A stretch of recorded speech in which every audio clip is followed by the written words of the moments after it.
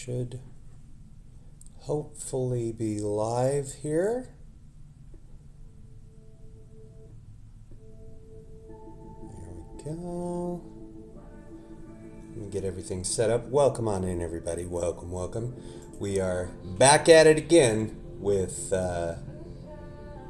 Such a Brew About Nothing, Episode 2. Where is that?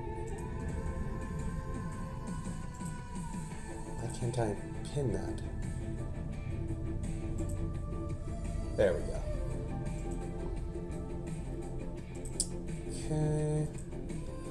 Getting all the pinned things set up. Should be live, hopefully. I don't know why. Okay. I think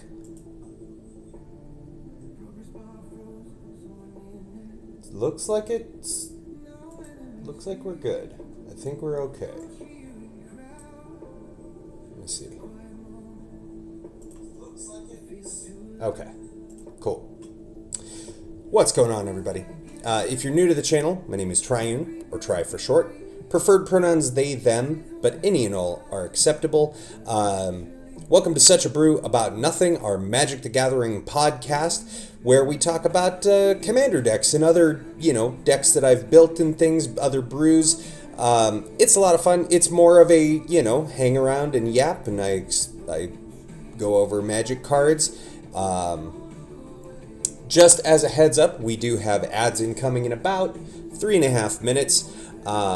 If you don't want to watch ads, there's a couple of ways to avoid that. Subscribing, it's not expensive. You get 20 free emotes to use all across Twitch. We are still in the month of Fanuary, so we have a bunch of fan favorite emotes that you can use all across Twitch.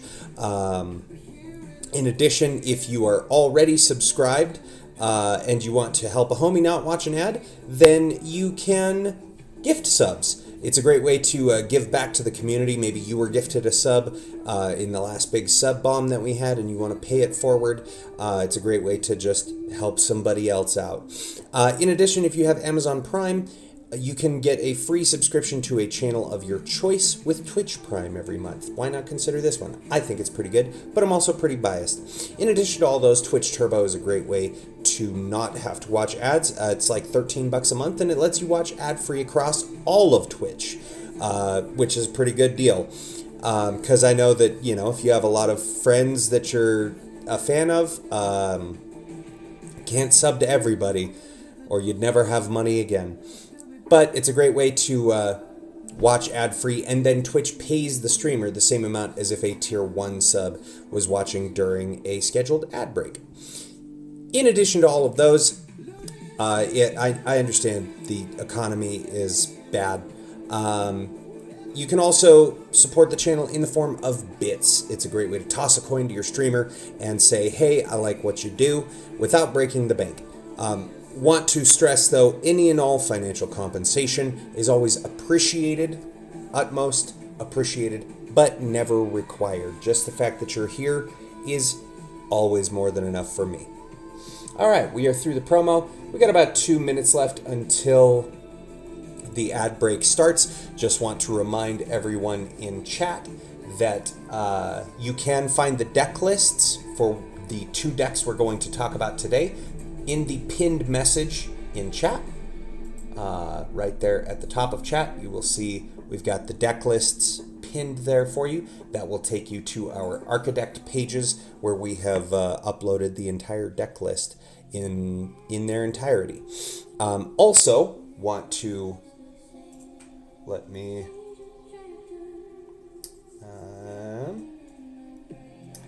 get... There we go. If you enjoy any of the music you're hearing tonight, you can also find the playlist on Spotify. All of the music that we are listening to in the background is by Omega on Deck, who's a friend of mine that makes awesome tunes, and was kind enough to let me use them for this stream. Well, for any of the streams that I do. But you can find that playlist on Spotify. The link is in the message there. So, without further ado, ads are going to be incoming. Let's go ahead and flip it around and look at some Magic cards, shall we? So, first up today, we have Avatar Aang. You can see Avatar Aang has, this is a 5-color deck, but you see Avatar Aang costs red, green, white, blue, and has flying, firebending 3, and whenever you waterbend... Oh, let me move chat off the screen because I can't see.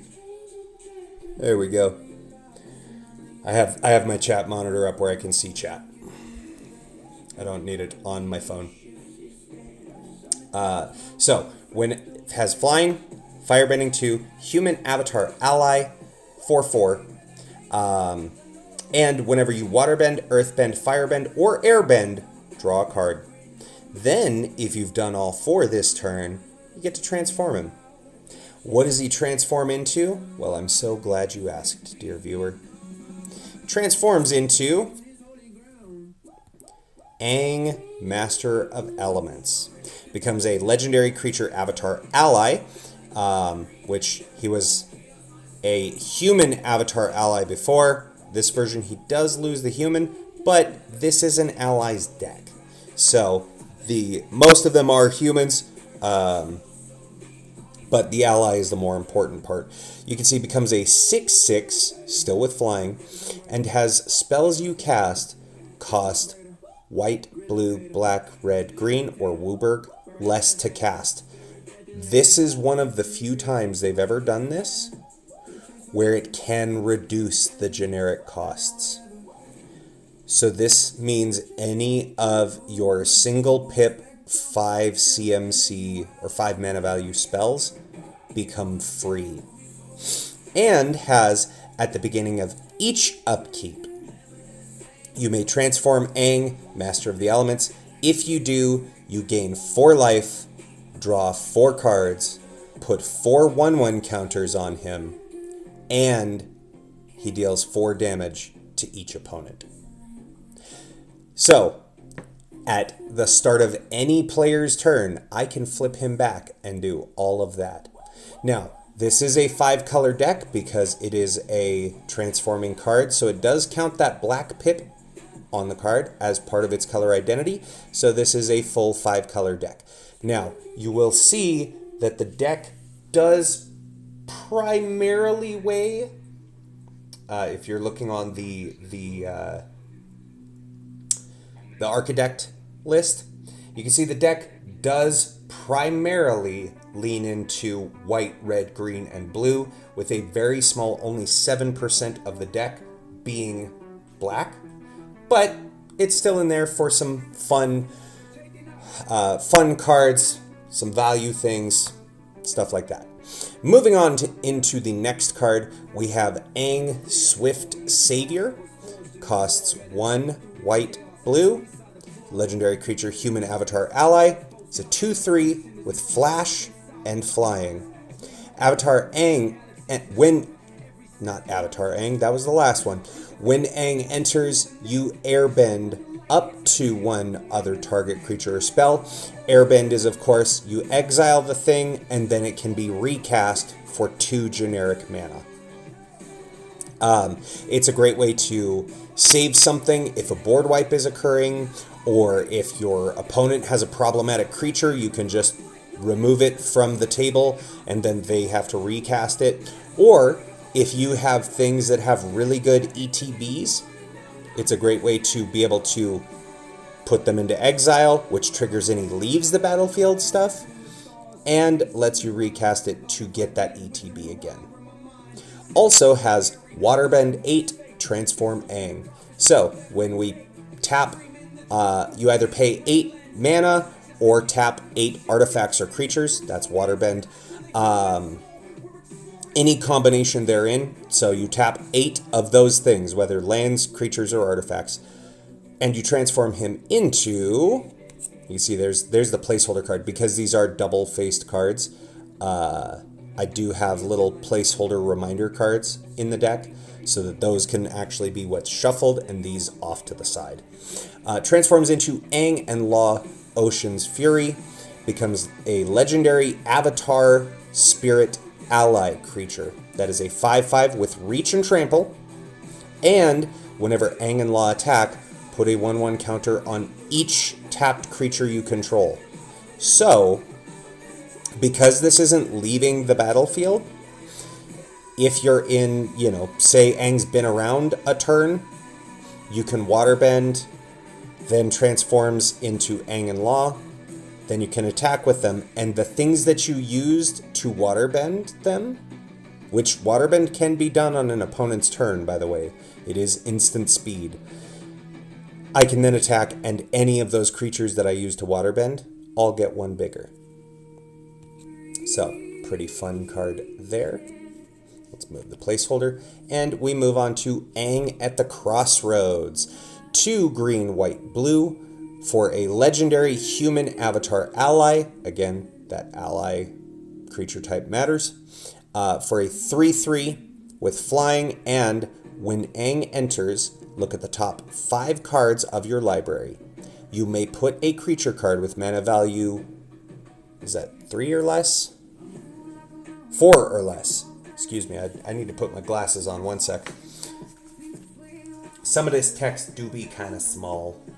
There's a lot of words on Magic cards these days, There we go. You may put a creature card with mana value 4 or less from among them onto the battlefield. Just puts it straight into play. And then the rest go on the bottom of your library in a random order. And whenever another creature you control leaves the battlefield, you get to transform Aang at the beginning of the next upkeep. So, for example, the last Aang we saw that comes in and airbends something, I airbend a thing, that is it leaving the battlefield. So then he can transform into, you can see we got the placeholder there again, Aang Destined Savior. Becomes a 4/4 avatar ally with flying. It says land creatures you control have vigilance. Look at that. In the set with earthbending, pretty sweet. And also, any earthbent lands I have are creatures. So they're going to get counters from Aang and Law. And at the beginning of combat on your turn, earthbend 2.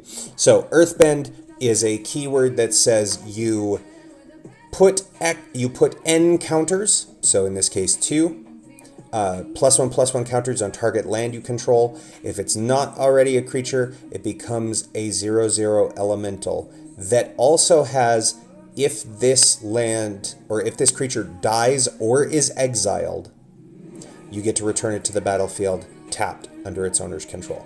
So I get to make a creature out of my lands, which all then have vigilance. So I can send them into the red zone and attack, and then second main phase, use them to pay mana costs. Next up, we have Aang and Katara. By the way, I did set this up so that we are going to go by characters from the show first, in order, and see all their different versions of them in this deck. So Aang and Katara here, this is one of the full art scene cards from one of the Avatar scene boxes. They cost 3 green, white, blue for a 5/5 human avatar ally, legendary creature. Whenever Aang and Katara enter or attack, you make X 1/1 white ally creature tokens, where X is the number of tapped artifacts and or creatures you control. So when you're doing all of your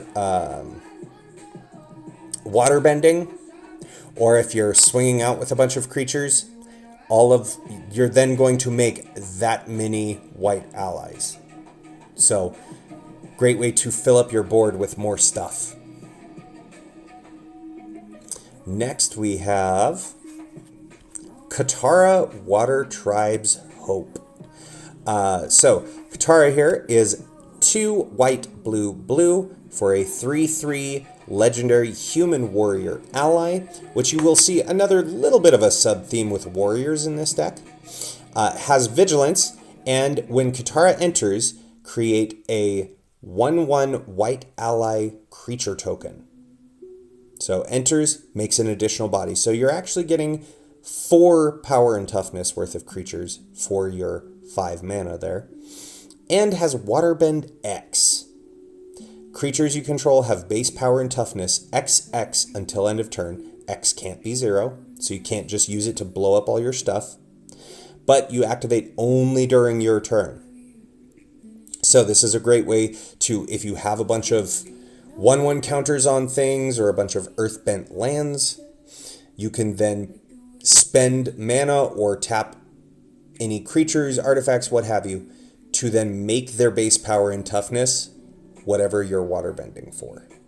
So it's a great way to pump and possibly do an overrun type of effect where you're about to swing out with all of your stuff and try to kill the rest of your opponents.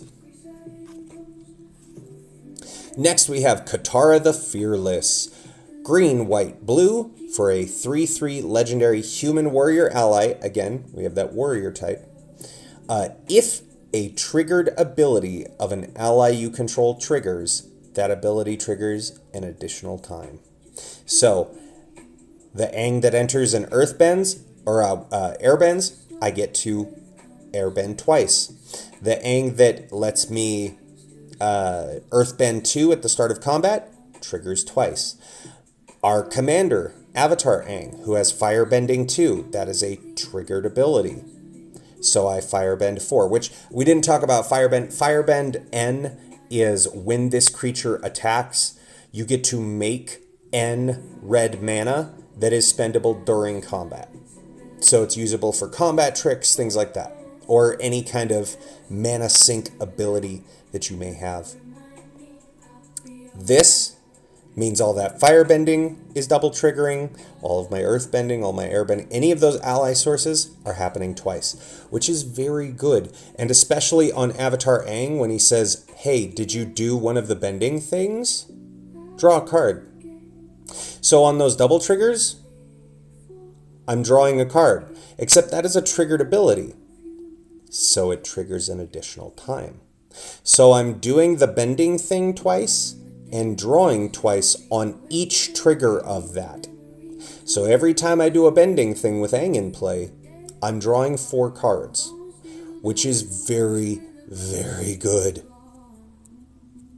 Next up, we have Sokka, Bold Boomeranger. Sokka is a blue and a red for a 1/1 legendary human warrior ally. Again, we have that warrior type.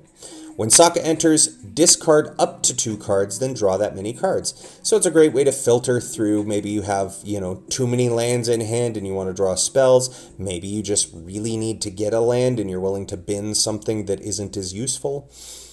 Great way to get more cards. And has, whenever you cast an artifact or lesson spell, you put a 1/1 counter on him. Now, you will see some artifact stuff in here, and there's a couple of lessons, but not a lot. But just the fact that he's able to let you kind of filter through your hand is a nice ability. Yo, what's up, guy? How's it going? Welcome on in, buddy. Welcome, welcome. Glad to see you. Good to have you. We are talking about an Avatar deck today. So, next we have Sokka, Tenacious Tactician. Costs 1 blue, red, white for a legendary human warrior ally. Got to lock in for homework, so I'll probably just lurk. Hey, that's all right. Enjoy your lurk. Yeah, ooh, Avatar. Yes. Very, very excited for Avatar. This is a very good set, by the way. This is a great set for people who are just getting into Magic or maybe have been out of Magic for a long time. This set plays so well just by itself that it's a great intro or return set. So Sokka here, it costs that 4 legendary human warrior ally. Again, warrior and ally, 2 types that you'll see a lot. For a 3/3 creature with menace and prowess. So prowess is very good. If I remember right, prowess triggers on non-creature spell. It might just be instant and sorcery, but I want to say it's any non-creature spell. So prowess is you cast the thing, they get +1/+1 until end of turn. So they get bigger whenever you're casting non-creature things, right? Menace, they have to be blocked by 2 or more blockers. Also, other allies you control have menace and prowess. So a good little banner there, letting my allies get through easier. and making them all bigger whenever I'm hitting those non-creature spells, which again, firebending is mana that I get just for moving to combat and attacking with those firebenders that you have to use in combat. So it's a great way to get non-creature spells and then beef them all up during combat. Also has, whenever you cast a non-creature spell, you make a 1/1 white ally creature token. So, prowess, they're all getting 1/1 bigger, and I make a 1/1 white ally. So this is kind of Monastery Mentor, except instead of making prowess monks, it's making prowess allies. Next up, we have Sokka and Suki. Blue, red, white for a legendary human warrior ally. 3/3. When Sokka and Suki, or another ally you control, enters, attach up to one target equipment you control to that creature. Just free equips. Free equips all day. And whenever an equipment you control enters, you make a 1/1 white ally creature token. Now, there's a couple of equipments in here, not a lot, but it's just nice to be able to cheat the equip costs of things and making more allies. Plus, a 3/3 for 3, that is a warrior and an ally. That's not nothing. Not in this deck. Also, with that Katara we saw that doubles those triggers, who doesn't want 2 white allies for playing an equipment?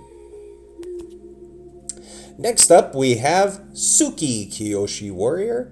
She's 2 Selesnya, because this is hybrid mana. So anytime you have the 2 colors, we typically just refer to it by the color of those guilds. So green-white is usually referred to as Selesnya when it's in a hybrid mana pip like that. So 2 Selesnya, legendary human warrior ally for a star 4. So this is our, I think, only star power creature, which is Suki's power is equal to the number of creatures you control. Look at that. So she comes in as a 1/4 just by herself, but has, whenever she attacks, you make a 1/1 white ally creature token that's tapped and attacking. Again, that she's an ally, so with Katara, that's doubling. That is a triggered ability. So we make 2 tapped and attacking allies, which makes her, the first time she attacks, a 3/4. Pretty great. Next we have Suki Kyoshi Captain. 2 and a white for a legendary human warrior ally. 3/3 says other warriors you control get +1/+1. This is the warrior synergy. So all of those Kataras, all of those Sokkas, all of those Sukis, all getting +1/+1, and has 3 and a white, attacking warriors you control gain double strike until end of turn. Goes very good with that last Suki we saw, letting her have double strike and makes bodies. Pretty great. Next we have Suki of the Kyoshi Warriors. 2, this is a reprint of Captain Sisay. 2 green-white for a legendary creature human soldier. 2/2.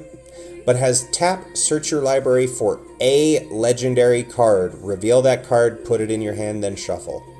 It just tutors up legendary cards. That's very good. And human soldier, you know, could be a type that matters. Next we have Toph, Earthbending Master. This is one of 5 cards in the deck that are not foil, by the way. I love Avatar so much I went and completely foiled out the deck, because if I'm gonna, you know, have a favorite pet deck, make all the things foily. Why not? So the only reason why it's not foil is because the foils are like $70 for this card. It's kind of ridiculous. But Toph, Earthbending Master here is 3 and a green for a legendary human warrior ally. Again, that warrior type. Has landfall, and is a 2/4, by the way. Landfall, whenever a land you control enters, you get an experience counter. This is on an ally, so that is double with Katara. Experience counters, it's a type of counter that a player gets that sits off in exile. Oh, yo, what's up, Happy? Sorry, I didn't see you come in there. Gonna lurk in a minute, about to put the lad to bed, but wanted to say hi early on. Well, thank you so much. Thank you for coming. Welcome in. Let me get you some shout outs here in the chat. One sec. There we go.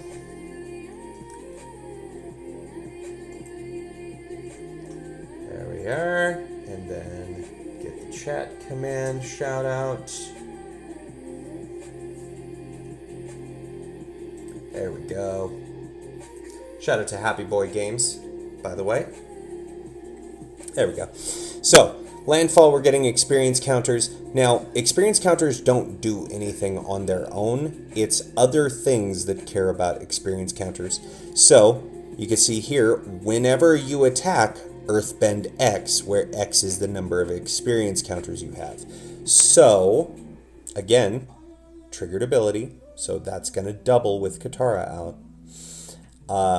Earthbend X, if we have 3 experience counters, we Earthbend 3. So we put 3 1/1 counters on a land, becomes a creature with 0/0, but +1/+1 counters. So it would be a 3/3 land. Next up, we have Toph Hard-Headed Teacher. Yeah, you're very welcome for the shouty. Of course, I got you. So Toph Hard-Headed Teacher here is 2 red-green for a legendary human warrior ally. 3/4. When Toph enters, you may discard a card. If you do, return target instant or sorcery from your graveyard to your hand. So, lets you get extra use out of your instants and sorceries.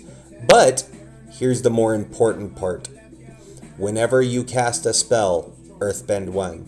If that spell was a lesson, put an additional 1/1 counter on that creature, or on that land. Again, allied trigger, doubles on Katara. So this enters, that's an ETB is a triggered ability, so that could double trigger, but then whenever you cast a spell, any spell, land becomes a creature. Pretty great. And if the thing is already earthbent, by the way, you can earthbend you can earthbend already earthbent lands, which just adds additional counters. Next we have Toph, the First Metal Bender, 1 red, green, white for a 3/3 legendary human warrior ally. Says non-token artifacts you control are lands in addition to their other types. Now, important thing here, they become lands, but they don't gain a mana ability. But with them being lands means they are earthbendable. And at the beginning of your end step, earthbend 2. So, that is again a triggered ability, so it can double off of Katara. So I could earthbend 2 twice. And that now counts artifacts. And the final Toph in the deck, we have Toph, Greatest Earthbender, 2 red-green for a legendary human warrior ally, 3/3. When Toph enters, Earthbend X, where X is the amount of mana spent to cast her. So, casting for retail, she's 4 mana, so I'm Earthbending 4. And land creatures you control have double strike. So I think we've talked about double strike a little bit. If not, double strike is, it's like first strike and regular damage, right? So a 3/3 double striker would hit for 3 damage first strike before any other creatures hit, and then does 3 more damage when the other creatures get to do damage. So you get double the amount of damage out of stuff. And could possibly kill things blocking it, because it's like first strike. Next we have Iroh, Dragon of the West. 2 red for a 4/4 legendary human noble ally. Has haste and mentor. Mentor, I have to remember now. It's been a minute. Mentor is when this creature attacks, put a 1/1 counter on target creature that has less power. If I remember right. Let me double check on that. We're going to look that up. Let's see here. MTG Mentor.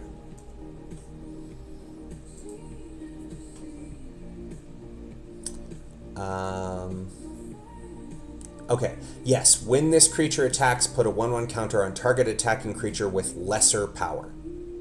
So, flavorfully, of course, Iroh mentored Zuko. But he does have haste, so he can come in as a 4/4 for 4 that attacks immediately and puts a 1/1 counter on something weaker. Also, final text box here, very important. At the beginning of combat on your turn, each creature you control with a counter on it gains Firebending 2 until end of turn. Now, note that whatever he mentors is that is going to trigger first. No, I'm sorry, I misspoke. This is beginning of combat, so we move to combat. All my stuff with 1/1 counters on them get Firebending 2, and then I get to place a 1/1 counter. But that thing that I mentored will then gain Firebending on its next turn. So, nifty little way. That includes all of our lands. Any Earthbent lands gain Firebending 2, so they're all making 2 red mana. Pretty great. Next we have Iroh Grand Lotus. 3 green, blue, red for a legendary human noble ally. 5/5. Firebending 2, so when he attacks, I get 2 red mana that I have to use during combat. During your turn, each non-lesson instant and sorcery card in your graveyard has flashback. Flashback lets you cast instants and sorceries from your graveyard, and then upon their resolution, you exile them. The flashback cost is equal to that card's mana cost. So, all of my spells that are instants and sorceries, I can just flash them back, get double use out of them. And during your turn, each lesson card in your graveyard has flashback 1. So for 1 mana, I can flashback any lesson card. We'll see lessons here a little bit later on. Next up, we have the Blue Spirit. 3 and a blue for a 2/4 legendary human rogue ally. You may cast the first creature spell you cast each turn as though it had flash. Flash means at instant speed. Whenever a non-token creature you control enters during combat, draw a card. So, this is a great use for all of that firebending mana. So that we can just, hey, I firebend for a total of 4 mana. I'm going to drop this 4-drop creature at instant speed during combat and then draw a card. Because I have flash on the creature now. Next up, it's Zuko. Spoiler alert. Blue Spirit here is with the Zuko stuff, because if you haven't seen Avatar, spoilers. Blue Spirit Zuko. Spoilers for a show that's like 20 years old, by the way. Next we have Fire Lord Zuko, who is red, white, black for a 2/4 legendary human noble ally with Firebending X, where X is Fire Lord Zuko's power. So, if we can beef up his power with 1/1 counters or something, he progressively gives more firebending. And whenever you cast a spell from exile, and whenever a permanent you control enters from exile, put a 1/1 counter on each creature you control. So, with him out, we cast Aang, our commander, 1/1 counter on all of our creatures. Permanent control enters from exile, cast our commander, 1/1 counter on each of our creatures. So, by casting our commander alone, we get a cast from exile trigger and an enter from exile trigger. So that's 2 1/1 counters on each creature. That's pretty great. Also, all of our Earthbent creatures. We Earthbend a creature, it goes to exile, cast it for 2 mana. That's casting a spell from exile, and it's entering from exile. That's a 1/1. That's 2 1/1s. So Firelord Zuko can get pretty out of hand pretty quick. Next we have Zuko Firebending Master, 1 and a red for a 2/2 legendary human noble ally with first strike. So again, like double strike, except it doesn't hit for that second time around. With Firebending X, where X is the number of experience counters you have. So we saw that Toph earlier has landfall, gives us experience counters. Not only does that let us Earthbend X, but with Zuko here, it'll let us Firebend X as well. And whenever you cast a spell during combat, you get an experience counter. Very, very powerful. Next up we have Mai and Zuko. 1 blue, black, red for a 3/5 legendary human noble ally with Firebending 3. So they'll make 3 red on attack. And says you may cast ally spells and artifact spells as though they had flash. Look at that. This guy wants us to cast spells during combat to get experience counters.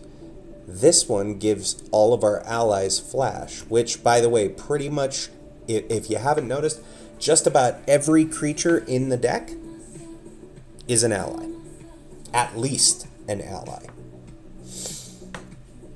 So that is a great use of that 3 mana that we make when just they attack. We can cast a 3-drop creature, boom. Triggers other Zuko. Next we have My Scornful Striker, 1 and a black for a 2/2 legendary human noble ally with first strike, and whenever a player casts a non-creature spell, they lose 2 life. So this kind of anti-gutter snipes your opponents. So gutter snipe, of course, Goblin says you cast instant or sorcery. It's 2 damage to each opponent. This is life loss, so it's not even damage. And it kind of hoses your opponents, stopping them from storming off. Next we have Tai Li Chi Blocker, 2 and a blue for a legendary human performer ally, 2/1 with flash, so can be cast at instant speed, and prowess. So again, whenever you cast a non-creature spell, gets +1/+1 until end of turn. And when Tai Li enters, tap up to 1 target creature. It doesn't untap during its controller's untap step for as long as you control Tai Li. So she can come in, 3 mana, comes in at instant speed, and locks down something of your opponent's. That also progressively gets bigger. Like if I'm casting lots of non-creature stuff, she's just going to keep being an absolute menace. Next we have Firelord Azula, 1 blue, black, red for a legendary human noble, one of the few cards that is not an ally in the deck. 4/4 with Firebending 2, and has whenever you cast a spell while Firelord Azula is attacking, copy that spell. You may choose new targets for the copy. Also, because we have things like Mai and Zuko that give our allies flash, we can copy those too. And the copies of permanents become tokens. So you can make token copies of non-legendary creatures. Unless you want something that has like a, if you have a legendary that gets a cool ETB effect, like our Aang Swift Savior, we could come in, drop Aang, airbend something, make a token copy of him, airbend something.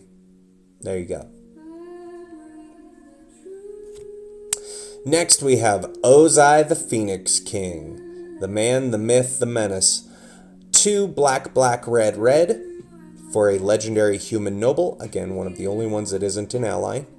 For a 7/7, so it's 6 mana, 7/7. Kind of wild. 2026 magic, by the way, or end of 2025 magic, I should say. Trample, firebending for haste. Trample, of course, if this creature deals excess damage to any blockers, any of that excess tramples over to your opponent. Firebending 4, he's going to make 4 red mana at combat and has haste, so he can attack immediately. Here's the more important stuff.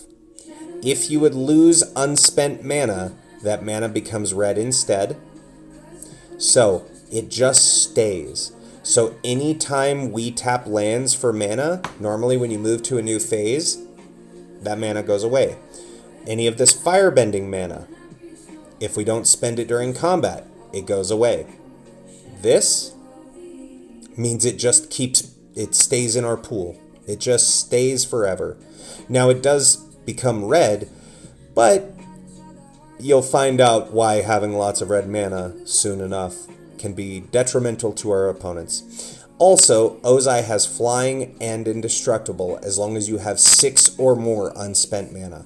So, the turn he comes down, we attack, we make 4 red mana. If we get 2 more mana into our pool, we get through combat, boom, he's now a flying, indestructible trample, haste, firebending 4. Next we have Appa, Steadfast Guardian, 2 white white for a legendary Bison ally, 3/4, with flash and flying. Again, if we haven't talked about flying before, flying is this creature can only be blocked by creatures with reach or other creatures with flying. When Appa enters, airbend any number of other target non-land permanents you control. You exile them. While they're exiled, you can spend 2 to recast them. And whenever you cast a spell from exile, create a 1/1 white ally creature token. So this is a great board wipe protection. If somebody's about to kill all of the creatures in play, you can drop Appa, airbend all of your stuff, saving it, let the board wipe go off. Appa dies, unfortunately, but we can then just recast all of our stuff. Next we have Appa the Vigilant, 5 white white. This is one of the borderless scene cards, by the way. Legendary Bison ally, 6/6 with flying and vigilance. I would hope, if his name is Appa the Vigilant and he didn't have vigilance, what are we even doing here? And says whenever Appa or another ally you control enters, creatures, as in all of them, you control get +1/+1 and gain flying and vigilance until end turn. So you can drop Appa here. All of my stuff is flying, vigilance, +1/+1. Or any other ally that I control enters. Everything's flying, vigilance, and 1/1. For 7 mana, that's a good pump spell. Next we have Momo Friendly Flyer. This is the bundle promo version. 1 white for a legendary Lemur Bat ally, 1/1 with flying. Says the first non-lemur creature spell with flying you cast during each of your turns costs 1 less to cast. So this drops the cost of both Appas. What else did we have that had flying that is important? Avatar Aang, our commander, has flying, but he doesn't have neutral mana. Aang Swift Savior here. That one. He has flying. So we could bring him in for only 2 mana. Aang at the Crossroads has flying. Basically every version of Aang has flying. So he could come in for 1 green, white, blue. Let's see. Any other flyers that we have? Don't think so.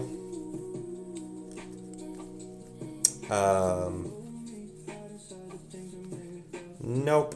It looks like those were our main flyers. But drops the cost of Appa and Aang, which is very good. This card is also, by the way, seeing a lot of play in Standard right now, because Boros Dragons is a thing, so people run like 4 copies of Momo and a bunch of their red dragons, because dragons have flying, and this drops the dragon costs. Pretty great.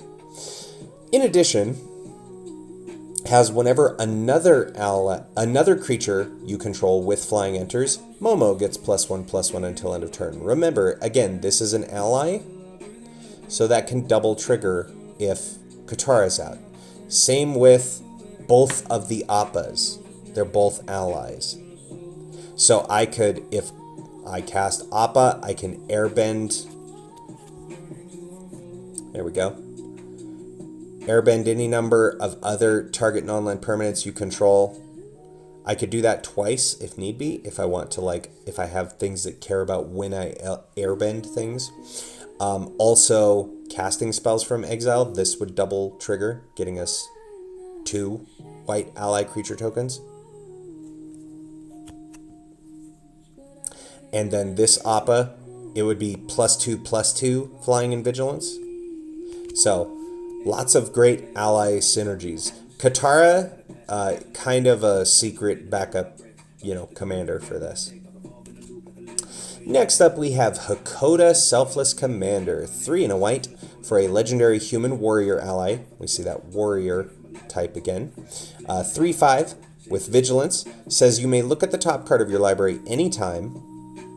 Future sight texts. You may cast ally spells from the top of your library. So now the top card of your library just becomes an extra card in your hand, basically. And you can sacrifice Hakoda. Creatures you control get +0/+5 and gain indestructible until end of turn. It has that selfless savior text. So this is a great way to, like, oh, is a board wipe about to happen? Cool, it doesn't. Is my opponent getting me with an overrun? Are they trying to crater huff me to death? Not anymore, they're not. Next, we have Smellerbee, Rebel Fighter, 3 and a red for a legendary human rebel ally with first strike, 3/3. Other creatures you control have haste. It's great to just, here's a banner, all my stuff has haste. And whenever Smellerbee attacks, you may discard your hand. If you do, draw cards equal to the number of attacking creatures. Note, it doesn't say you have to discard a certain number. So if I'm attacking with, like, I don't know, 5 1/1 ally creature tokens I've made that have haste, I attack with Smellerbee. 5 1/1 ally creature tokens and Smellerbee here, that's 6 attackers. If I have no cards in hand, I'm drawing 6 cards. Also is an ally, so that double triggers with Katara. Kind of gross. Allies, kind of busted if we're being honest. Next we have the Earth King, 3 and a green for a legendary human noble ally, 2/2, that when the Earth King enters, you make a 4/4 green bear creature token. Again, double triggers with listen, let's be honest, I'm going to stop repeating myself. And pretty much everything in this deck is going to double trigger with Katara. But you make a green bear creature token, and whenever 1 or more creatures you control with power 4 or greater attack, search your library for up to that many basic land cards. Put them onto the battlefield tapped, then shuffle. So we attack with that bear we just made, boom, go get a land.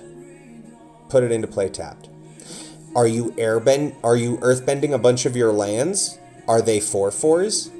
All of those lands that you're attacking with are getting you more lands. Next we have Yue the Moon Spirit, 3 and a blue for a legendary spirit ally, 3/3 with flying and vigilance. So Momo does drop this cost. This is another flyer that I forgot about. Flying and vigilance, waterbend 5, and tap. You may cast a non-creature spell from your hand without paying its mana cost. So I tap 5 things and tap this. And this gets around timing restrictions, by the way. So if I have an enchantment or an artifact or a sorcery or an instant, any of my non-creature things, I can cast on my opponent's turn. I just tap 5 things. 5 artifacts, creatures, or lands. And UA. Whoops. Alright, now we're moving into the non-legendary creatures in the deck, which there's not a lot, but there's a couple. We have Earth King's Lieutenant, green and a white for a creature, human soldier ally, 1/1 with trample. When this creature enters, you put a 1/1 counter on each other ally you control. And whenever another ally you control enters, you put a 1/1 counter on this creature. So it's just going to keep you flooding with 1/1 counters. Next up we have Wartime Protesters, 3 in a red for a human rebel ally, 4/4 with haste, and whenever another ally you control enters, put a 1/1 counter on that creature and it gains haste until end of turn. Great way to like, hey, let me drop this ally creature, it's getting 1 bigger and it has haste this turn. Great little banner on a body. Whoops. Next we have, they're falling everywhere. There we go. There we go. We have Great Divide Guide, 1 in a green for a human scout ally, 2/3 with each land and ally you control has tap, add 1 mana of any color. This card is disgusting. It's 2 mana for a 2/3 that counts itself, by the way. It is an ally. So this is a 2 mana, 2/3 mana dork that is any color land, any color mana I need, but also does it for all of my allies and all of my lands. This card, the fact that this card exists, like, this is my old man yells at clouds moment of, hey man, we used to pay 2 mana for a 1/1 mana dork that only made green, and we were happy. Now, we have that on everything. Chromatic Lantern for 2 mana on a body. Wild. And our final creature of the deck, we have Swamp Benders, 4 green for a human druid ally, star. Swamp Bender's power and toughness are each equal to the number of swamps on the battlefield, so this counts opponents' swamps too, and has lands you control are swamps in addition to their other types. So, costs 6 mana. If I have 6 lands in play, this is a 6 mana 6/6. If my opponents have any swamps in play, it's more than that. So, nice little big creature. Alright, so that's all of our creatures for the deck. Next, let's have a look at our enchantments, artifacts, and instants and sorceries.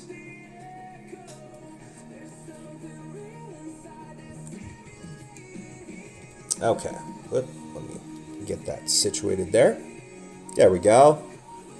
Alright, starting off with our enchantments, we have Sokka's Charge, 3 and a white for an enchantment that says during your turn, allies you control have double strike and lifelink.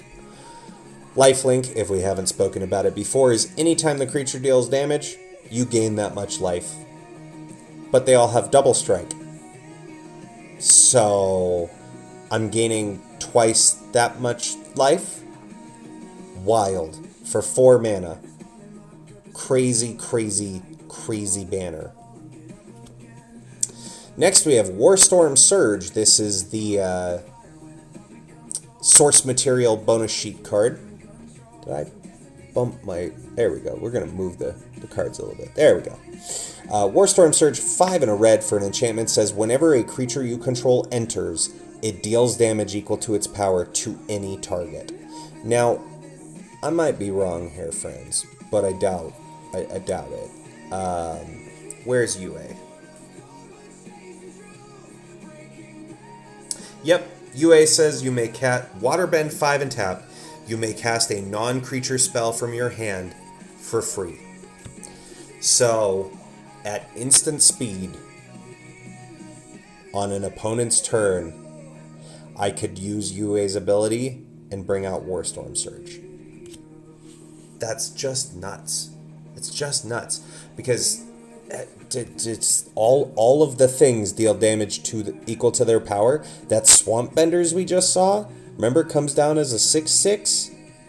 It enters, it's dealing 6 damage, at least. Wild stuff.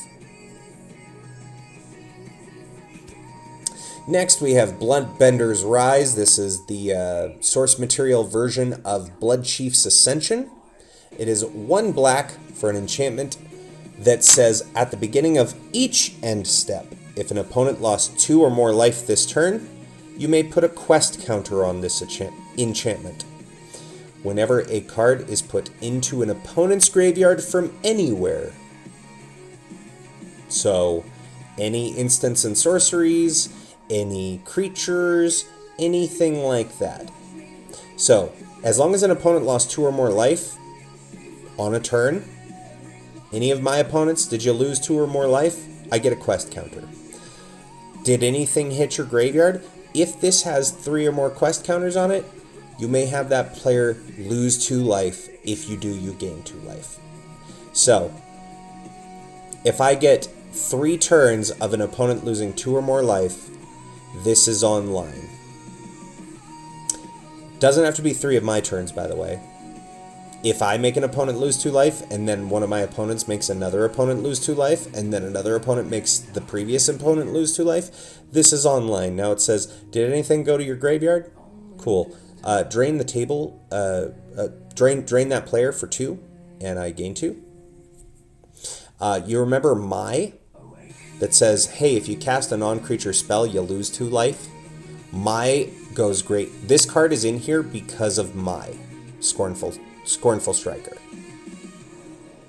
It's also an Ascension in black, which, by the way, we have a whole new cycle of Ascensions, and they are great.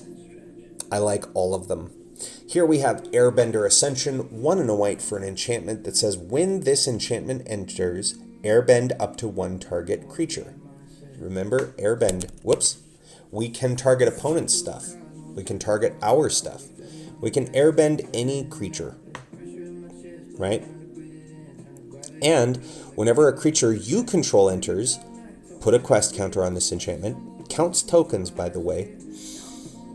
And then at the beginning of your end step, if this enchantment has 4 or more quest counters on it, exile up to 1 target creature you control, then return it to the battlefield under its owner's control. You just get a blink. So do you have anything that has good ETB effects? Cool. Blink it. Do the thing again. Next up we have Waterbender Ascension. This is probably in my opinion, the best of the Ascensions. Or possibly it's tied for best. We'll see the tied one soon. So Waterbender Ascension here is 1 and a blue for an enchantment that says whenever a creature you control deals combat damage to a player, put a quest counter on this enchantment. Then, if it has 4 or more quest counters on it, draw a card. Remember the Sokka's charge that gave our creatures double strike? It's when it deals damage. So if I'm hitting with double strike, that's 2 counters. If it has 4 or more counters on it, I draw a card. That's just great. I'm getting card draw. And that is card. By the way, once it has 4 counters, any of our creatures that deal combat damage, I'm drawing a card. So, if I have double strike, I'm drawing 2 cards on each creature I attack with. Also, has Waterbend 4, target creature can't be blocked this turn. So, I tap 4 things, I get a Rogue's Passage effect, which, pretty great, because this doesn't have to tap to do it, Rogue's Passage does. So Rogue's Passage is a land that has, you pay 4 and tap Rogue's Passage, target creature can't be blocked, right? I can repeat this effect. And I don't have to spend mana to do it. I can just make things unblockable to let me draw cards. Next up we have, there's the one that I think is possibly tied for best, Firebender Ascension. 1 and a red for an enchantment says, when this enchantment enters, create a 2/2 red soldier creature token with Firebending 1. So you just make a Firebender. You make a 2/2 that's going to Firebend 1, and has, whenever a creature you control attacking causes a triggered ability of that creature to trigger, put a quest counter on this enchantment. Then if it has 4 or more quest counters, you may copy that ability. You may choose new targets for the copy. So, Firebending is a triggered ability. So when we attack with that Firebender, we put a quest counter on this. Do we have any other attacking Firebenders? Cool. Each of those are putting a quest counter on this. And then we're getting to copy that Firebending trigger. So you can make double the amount of mana on Firebending. Basically it's Firebending 1, Firebending 1. So I make 2 mana.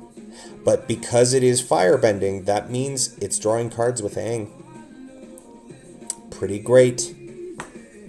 And if our Firebenders happen to also be allies, even better. And final of the Ascensions, Earthbender Ascension, 2 and a green for an enchantment, says when this enchantment enters, Earthbend 2. Then search your library for a basic land card, put it onto the battlefield tapped. Has landfall, whenever a land you control enters, put a quest counter on this enchantment. When you do, if it has 4 or more quest counters on it, put a 1/1 counter on target creature you control. It gains trample until end of turn. Pretty great little landfall effect. And this comes in and gets a land. So it's automatically getting 1 counter on it. Basically comes in with 1 counter. So you only need 3 more counters, and then boom. Now every time I get a land, I get to put a 1/1 counter on a creature I control. And give it trample.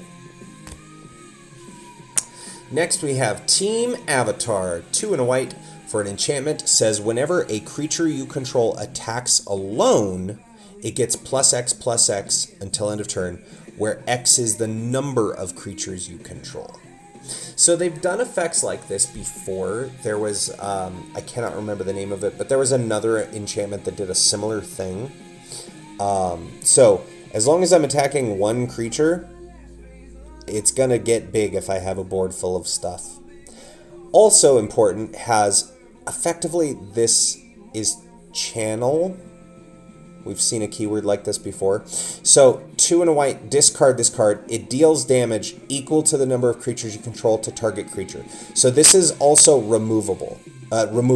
If I don't need the banner thing, 3 mana, if I have a bunch of creatures, I just get to kill something.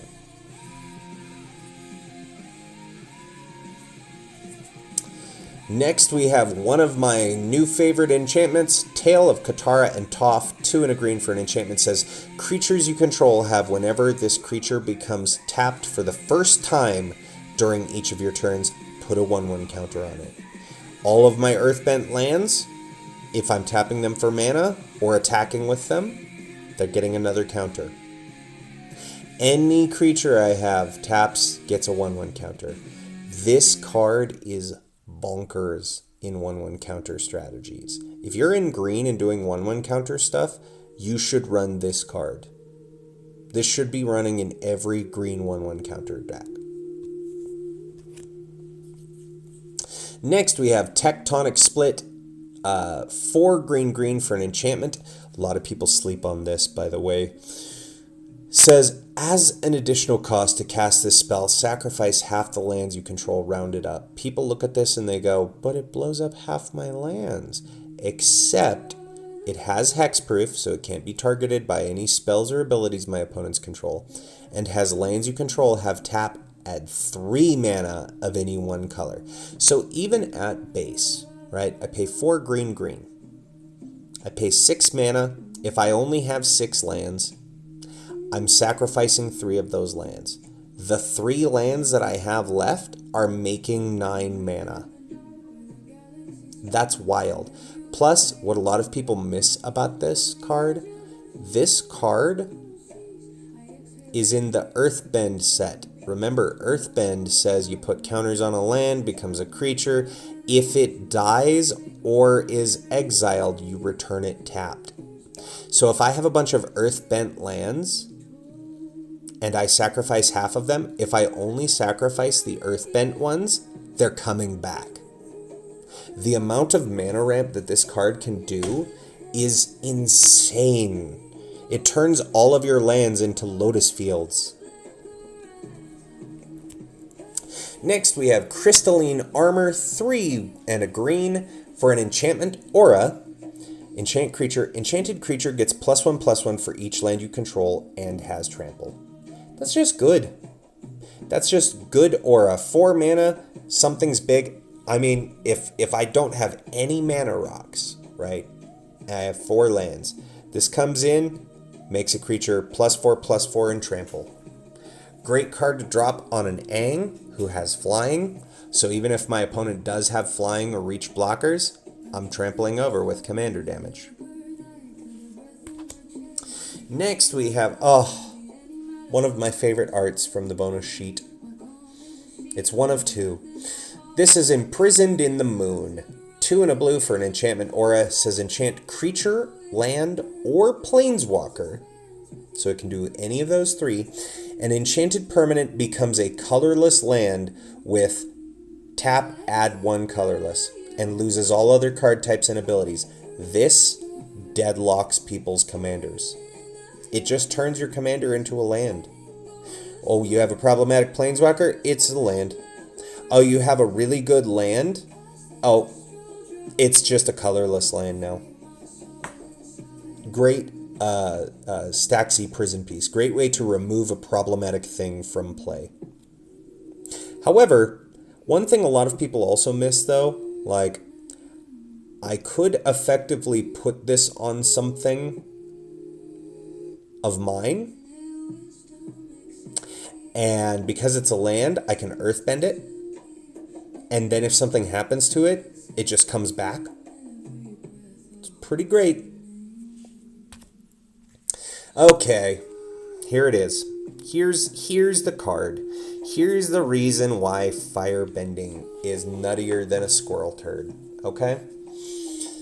Fire Nation Turret, 2 and a red for an artifact. Says at the beginning of combat on your turn, up to 1 target creature gets +2/0 and gains firebending 2 until end of turn.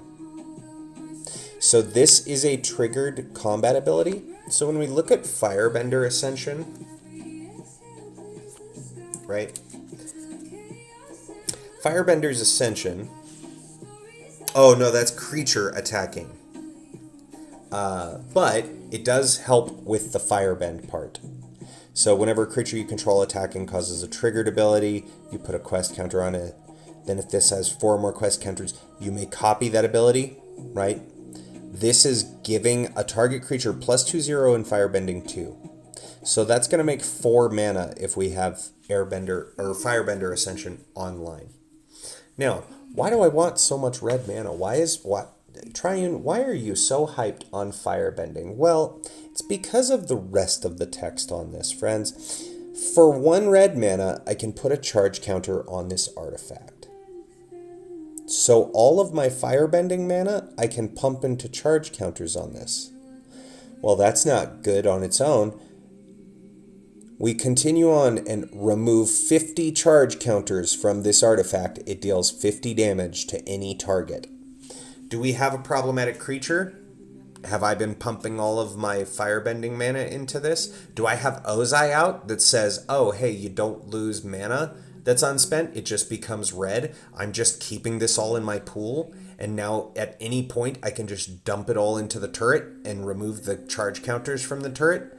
But it's also any target. This targets opponents. This just kills an opponent. It is a very good mana sink for all of your mana. Next up, we have Waterbender's Skin. Hey, speaking of having mana on a stick to pump into things, Waterbender's Skin, Bender's Water Skin, rather, is 3 mana for an artifact. It says untap this artifact during each other player's untap step. So it still untaps on mine, but it also untaps on everybody's untap steps, and just taps for a mana of any color. That mana could be red. I could pump that into Fire Nation Turret. It says, oh, do you have 2 mana counter spells? Well, what if they were all 1 mana? Now I can tap and just leave 1 blue land up because, hey, look, I've got an extra mana that's just available on every player's turn. Alright, into our equipments. We've seen there's 1 or 2 auras in the deck. Now we're getting into our equipments, which will trigger Sokka and Suki. So, Glider Staff. 2 and a white for an artifact equipment. Says, when this equipment enters, airbend up to 1 target creature. So it is up to. I could target an opponent's creature. I could target one of mine if I want to re-trigger ETBs. And has equipped creature, gets +1/+1, and has flying. Equips for 2. 3 mana, I just get to airbend something. Pretty great. But then can give evasion to one of my creatures. And a little boost, which is kind of nice. Next we have Swiftfoot Boots. The swiftiest boots in the land. This is the next 3 cards are from the Commander's Bundle that they put out with the Avatar product. Swiftfoot Boots here costs 2. It's an artifact equipment. Equipped creature has hexproof and haste and equips for 1. Just a great protection. Drop it on your commander. Cool, your opponents can't target it now. Oh, you have a thing that you want to attack immediately? Cool, drop this on him, attack, and then you can move it back onto something else to keep it safe. Next up, we have Arcane Signet, 2 mana artifact, taps for a mana of any color in your commander's color identity, which for us is any of the 5. Gavin Verhey has gone on record before saying that Arcane Signet was a mistake. It's too cheap for what it does. And finally, Soul Ring. You know it, you love it, commander staple. 1 mana artifact, taps for 2 colorless. The Stone Cold Nuts turn that will make you an archenemy at any game table. If you go turn 1 land, Soul Ring, Arcane Signet, cool. Expect to not get a 4th turn, because your opponents will try to kill you before then. And now we are into our non-permanent spells in the deck. So we talked about lessons earlier. Lessons, you can see, will always be denoted by this symbol in the top left. We have Airbending Lesson here. 2 and a white for an instant lesson. Airbend another non-land, airbend target non-land permanent. And you get to draw a card. So for 3 mana, I just exile something. Could be mine, could be theirs. And it replaces itself, which is nice. This is what's called a cantrip in Magic. Any spell that you spend that replaces itself with another card is a cantrip, and usually pretty good. Also, it's a lesson, so Iroh lets us flash this back for 1 colorless, which is nuts. Next, we have Firebending Lesson, 1 red for an instant lesson with Kicker 4. So we haven't talked about Kicker before. It is a well-known Magic meme that people talk about everything is Kicker. Every ability is just Kicker. It's just, hey, when you cast this thing, you can spend extra mana. If you do, you get bonus effect. Everything is Kicker. It's a little hyperbolic to say that, but it's a meme nonetheless. So, 1 red with Kicker 4. Firebending Lesson deals 2 damage to target creature. So it's shock, right? 1 red, 2 damage target creature. It's specifically a creature shock. If this spell was kicked, it deals 5 damage to that creature instead. So that's Lava Axe territory, right? So I can either pay 1 for 2 damage to a creature, or 5 for 5 damage to a creature, which is not nothing. 5 damage can remove a lot of problems. For the ones that it can't, well, we have airbending. We'll just remove it for a round. Next we have Earth Shape.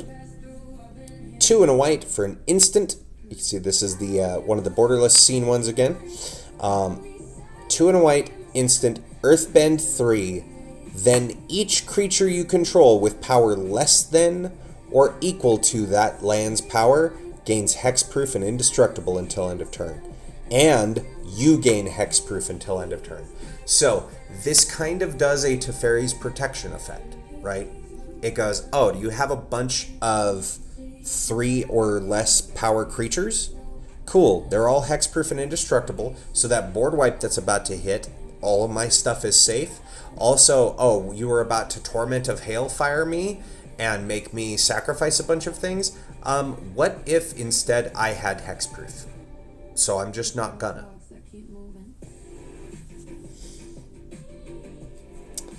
Next we have Katara's Reversal, the only counter spell in the deck, because I don't like counter spells. Anyone that knows me knows that. Katara's Reversal here, 2 and 2 blue for an instant.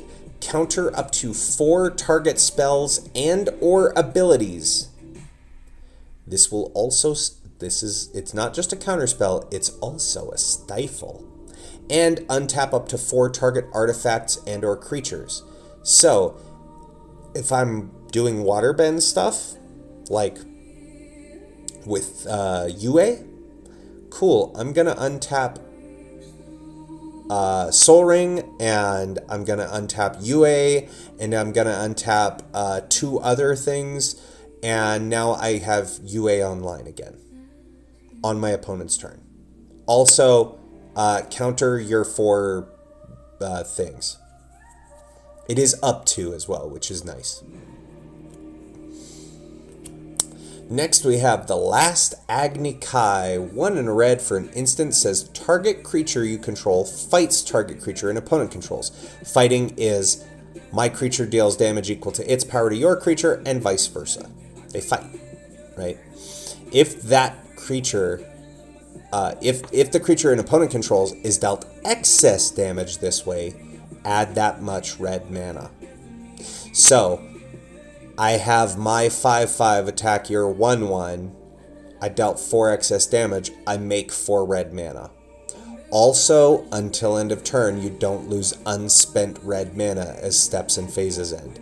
Hey, I'm going to take my 5/5 with Firebending, and I'm going to kill your 1/1 chicken, and then I'm gaining a bunch of mana. I'm going to send in all my Firebenders. They're all going to make all of this mana, and now I don't lose it at the end of combat, and I'm just going to use it to cast all the things. This is a great little removal / mana acceleration spell. Next we have Tale of Momo. Saddest art. The saddest art. This is of course the episode where Appa gets kidnapped, Appa gets taken, and Momo goes on the hunt to find Appa, and there he is in one of Appa's footprints, all sad. Heartbreaking art. But Tale of Momo here is 2 and a white for a sorcery.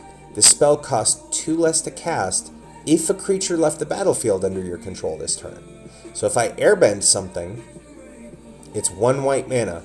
Lets me search my library and or graveyard for an ally creature card, reveal it, put it into your hand. If you search your library this way, shuffle. So this is a 1 mana tutor if I airbend something. Or, it says creature left the battlefield this turn. Did I attack with something and my opponent blocked and killed it? Was I about to attack with something big and my opponent used a kill spell on it? Dang, well, I'll just spend 1 white mana and bring it back to my hand. Very great utility tutor to bring things back. Next we have Sozin's Comet. So you remember the Fire Nation turret? This is in here because of Fire Nation turret. Sozin's Comet is 3 red for a sorcery. Says each creature you control gains Firebending 5 until end of turn. So every creature I control, when it attacks, makes 5 red mana. If I attack with 10 creatures, I can pump all of that mana into Fire Nation Turret and just kill an opponent. Which in an ally deck, with how much we're making tokens and all of them tap for mana, and it's very easy to get to 10 creatures. Also has Foretell for 2 and a red.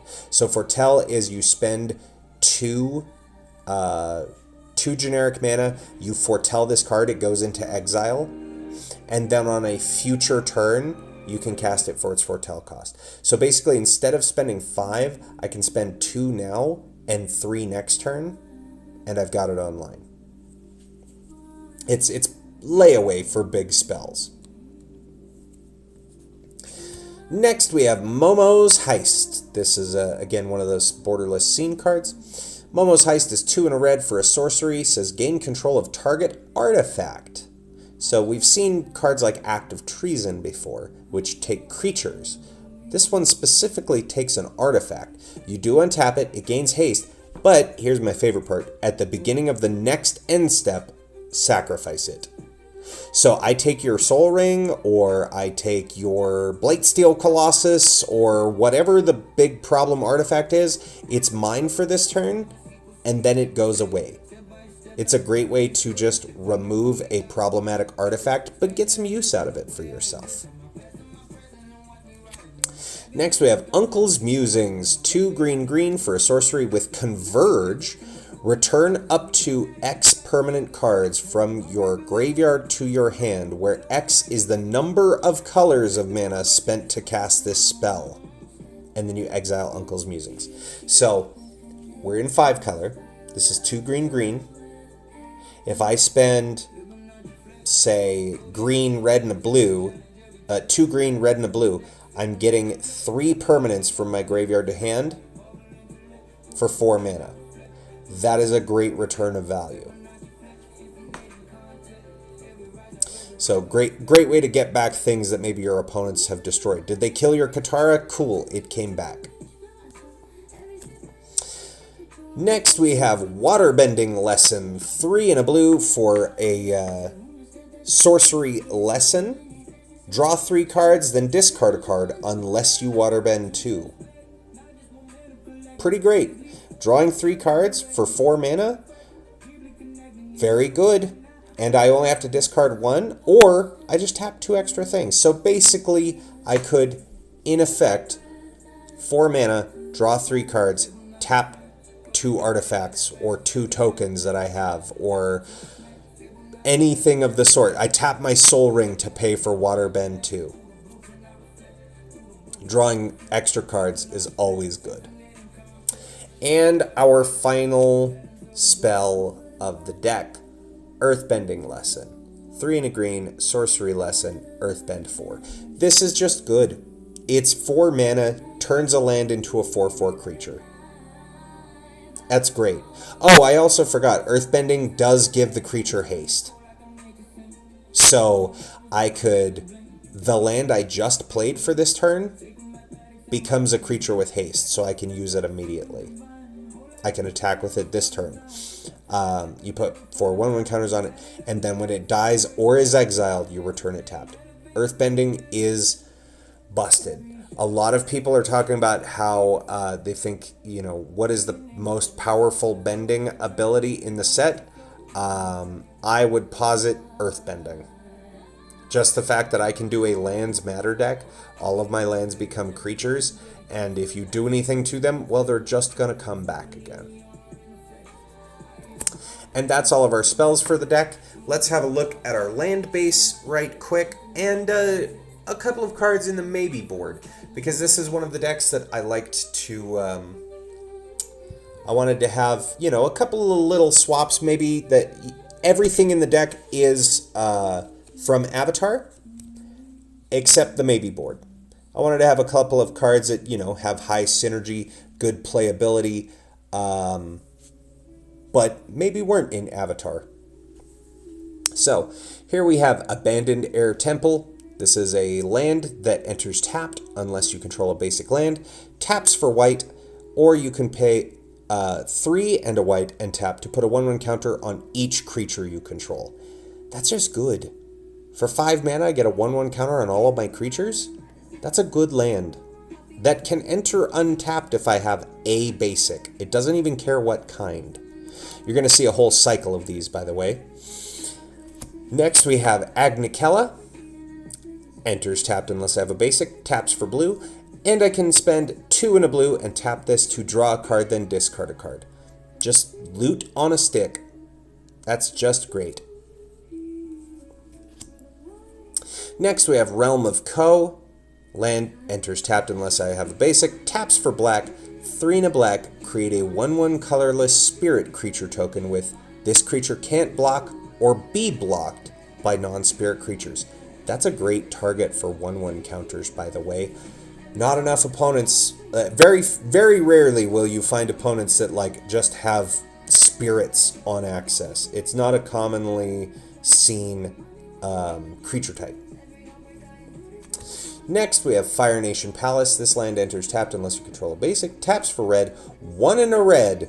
Target creature you control gains Firebending 4 until end of turn.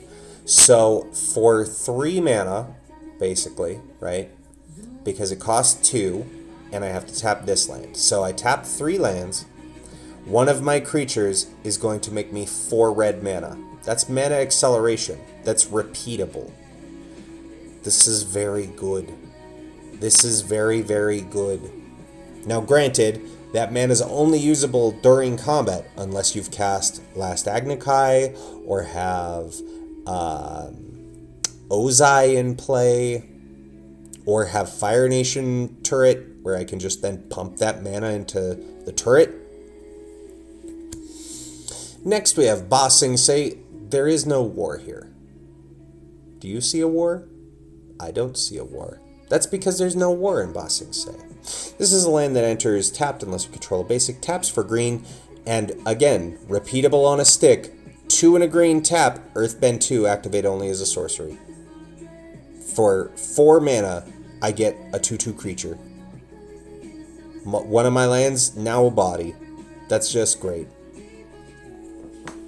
Next, we have the Jasmine Dragon Tea Shop. This is a land that taps for colorless, or can tap for 1 mana of any color, but you spend this only to cast an ally spell or activate ally abilities.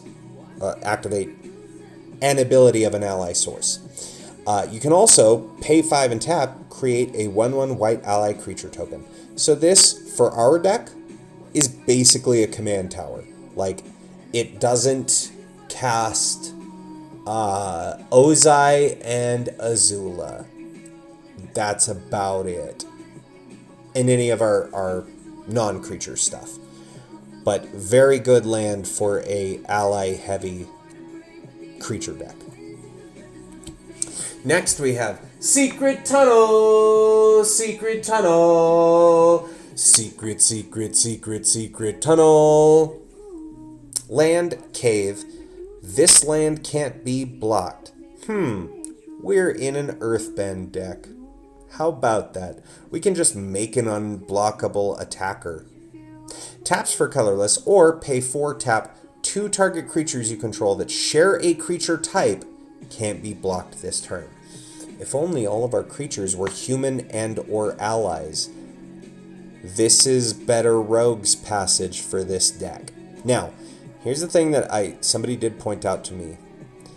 When I talked about this being better Rogue's Passage, they were like, yeah, but it has to be 2 creatures you control, and they have to share a creature type. Like, okay, you got me there. So I can't just pick any 2 creatures. But, if you're in a typal deck, this is better Rogue's Passage. And if you're in a creature-heavy typal deck, this is better Rogue's Passage. Also, unblockable. If I Earthbend it, it's now an unblockable attacker. Next, we have Rumble Arena, Vigilance. This is, to the best of my knowledge, the only land we've ever seen that has a keyword printed on it. Vigilance doesn't have to tap when attacking, so this is the best bending target because I can attack with it and then still use it for mana.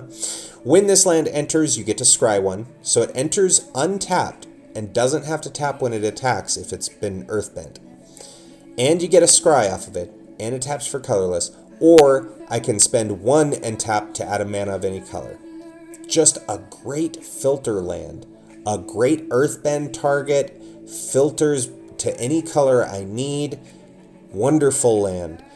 Honestly, very slept on in my opinion. Here is my favorite art in the set. This is one of, so we saw the 3 artifacts, the Swiftfoot Boots, Arcane Signet, Soul Ring, and the Toph. Those were non-foil. This is the only other card that isn't foil in the deck. And that is because, again, it's like a $20 foil for a land. This is Fabled Passage. It is a land, tap, sacrifice this land, search your library for a basic land card, put it onto the battlefield, tap, then shuffle. Then if you control 4 or more lands, you untap that land. Great mana accelerant, well, mana fix, and my favorite art from the set, because if you haven't seen Avatar, this is the scene, Aang and Katara in the secret tunnel, the Cave of Two Lovers, where they kiss. This is the first kiss. Love me that Fabled Passage. Alright, and then we get into our 2 color lands here. We have Boiling Rock Prison. It's a land, enters the battlefield tapped, taps for black or red, and you can pay for tap, sacrifice this land, draw a card. Remember, we are in the earthbending stuff. If I earthbend this and then use its card draw ability, it's just going to come back tapped. You are going to see a cycle of 10 of these, 1 in every color pair, so let's just jump through them. I'm going to shorthand the this enters tapped and the sacrifice this land, draw a card, and just tell you the colors. How about that? Boiling Rock Prison is the black-red. We have Foggy Bottom Swamp. It's the green-black one of that cycle. Meditation Pools, the green-blue of the cycle. Serpent's Pass, the blue-black of the cycle. Sun-Blessed Peak, the red-white of the cycle. North Pole Gates, the white-blue of the cycle. Omashu City, the red-green of the cycle. Kyoshi Village, the green-white of this cycle. Misty Palms Oasis, the white-black of the cycle. Airship Engine Room, the blue-red of the cycle. And now onto our basics. So we have 3 different flavors of basic you're going to see here.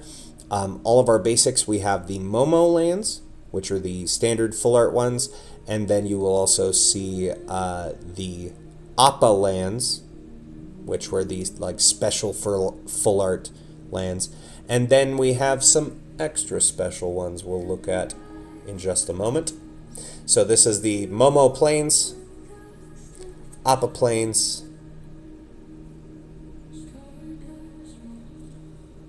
and we have the Final Fantasy Chocobo Bundle lands, the Chocobo Track lands. So you can see this has like a special foiling of these Chocobo footprints that is a raised foil pattern, and then you have this foily Chocobo at the bottom. There we go. There he is. So you've got a little Chocobo foil symbol on a foil land. These are, I think at present, these are now my favorite lands. These are my favorite basics. They just look so cool. They were only part of the Chocobo bundle for Final Fantasy, unfortunately, so they're not very easy to come by, but they're just very cute. And yes, I know these aren't Avatar lands, but Chocobos.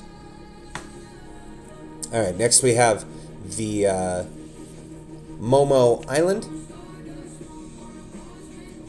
the Appa Island, the Chocobo Island, which, favorite reference there, because I did play Final Fantasy VII this, well, in last year. That is the island where you get Knights of the Round, which the only way to get is by getting a golden chocobo. And I did all of the chocobo breeding stuff to get a golden chocobo so I could go to Knights Island and get the Knights of the Round materia. So this island especially, though I hate blue, it's my least favorite color in Magic, this is especially a cool art to me because it's the memories of going and getting Knights of the Round.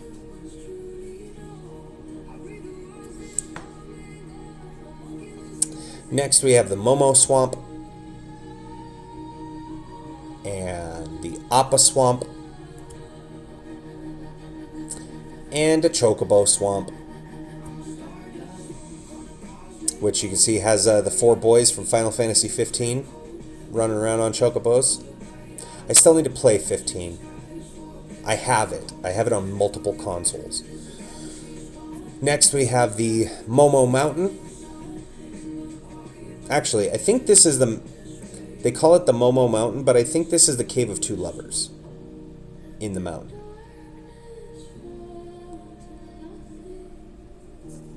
Then we have the Appa Mountain. And Chocobo Mountain, which is from Final Fantasy XI, which I have never played. That was the MMO one on PlayStation 2. I never played it, but a lot of people really liked Final Fantasy XI. It's cool artwork. And then we have Momo Forest. Or no, that's Appa Forest. I had those out of order. This is the Appa Forest. That's Momo Forest, which has the lion turtle on it. There you go. And from Final Fantasy IX, the Chocobo Forest. Fan favorite, that Final Fantasy IX. One day I will play it. I own it. Again, multiple consoles. Just, it's in the backlog. Alright, here is the maybe board cards. These are the bonus cards that I include into a deck that I'm like, okay, my opponents really want to play a little bit of souped up Magic. They want to play a little bit more competitive. They want to play a little bit higher power, which, to be fair, this deck on Archidect, okay, so right now, the salt summary for this is a 13.32. That means there's really not a lot of, there's a very low number of cards, in fact, basically no cards in the deck that are going to make your opponents hate you, right? That's what the salt score is. Archidect has a really cool thing that will show you like, hey, players hate this card. If you use it, people are going to be upset with you, right? So 13 on Salt Summary is like, there's nothing in here. Value-wise, the deck it's over $400, but it is counting the price of the maybe board. So, do with that information as you will. Okay? And a lot of the expensive stuff is like that Toph we saw, the mono green one,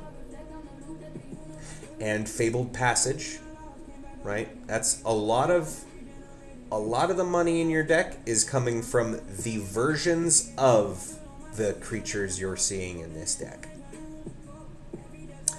But for the maybe board, this is where we can get a little bit more powerful. So, here we have Fist of Suns, 3 mana artifact, says you may pay white, blue, black, red, green, Wooburg, rather than pay the mana cost for spells you cast. Hey, friends, do you remember what the backside of our commander says? Let's have a look, shall we? So, you remember Aang, Master of Elements? Yeah.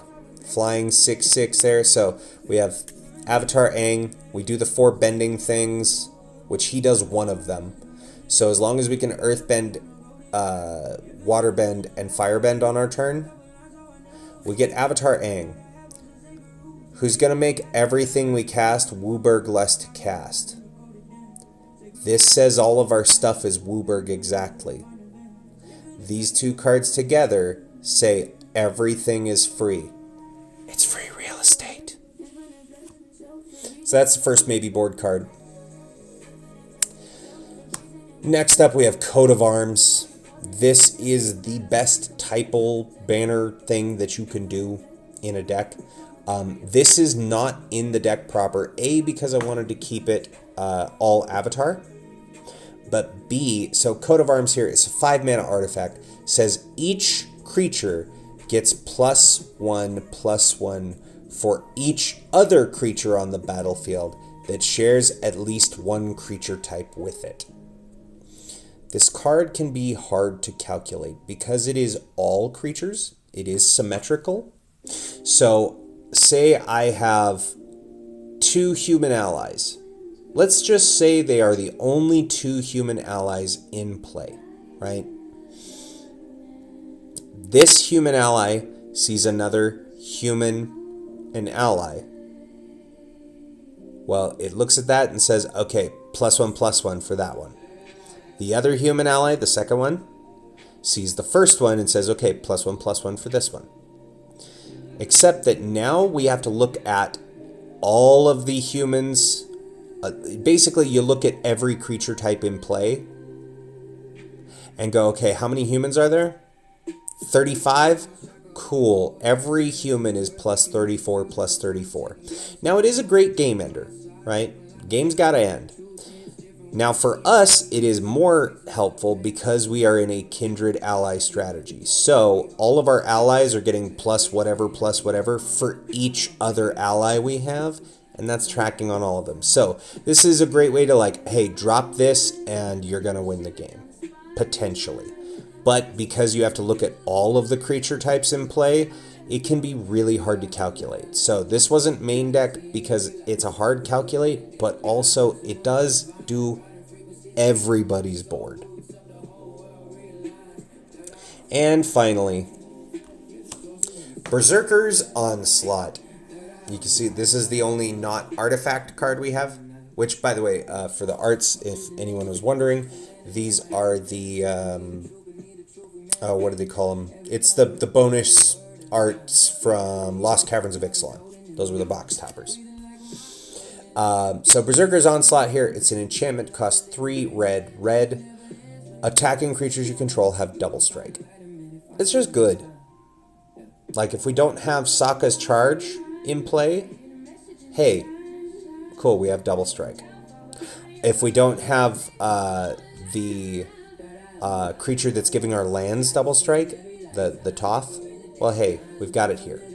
So this is just an easy way to like, hey, you know, I need things to end. All of our firebenders, why don't you have double strike and firebend, make me a bunch of mana? So that's also in the bonus maybe board, just because, just why not? Schnitz and giggles, you know? And that was it for the Avatar Aang deck. You've now seen the list. This deck's name is I'm the Avatar, deal with it. Because that's, I actually am a bigger fan of Legend of Korra, personally. I know it's blasphemy for a lot of people, but I am. Sue me. And that puts us about 1 hour and 45 minutes. Good time. So we are now going to move on to our second deck for the night. But as we do, let's take a quick self break for people. I know we've just seen a lot of information come your way. So we're going to take a quick bio break there. This is a great chance for you to cycle your fluids, hydrate, refill your drinks, grab a snack, do all of the self-care things, and we'll leave you with the musical stylings of Omega on deck as y'all hang out, and we will come back shortly to talk about the newest deck I just built. I literally built this deck 2 days ago, and I'm very excited to share it with you. Okay? But we will get to that in just a few minutes, friends. Don't go away. I love you very much. We will see you very soon. Okay? Okay.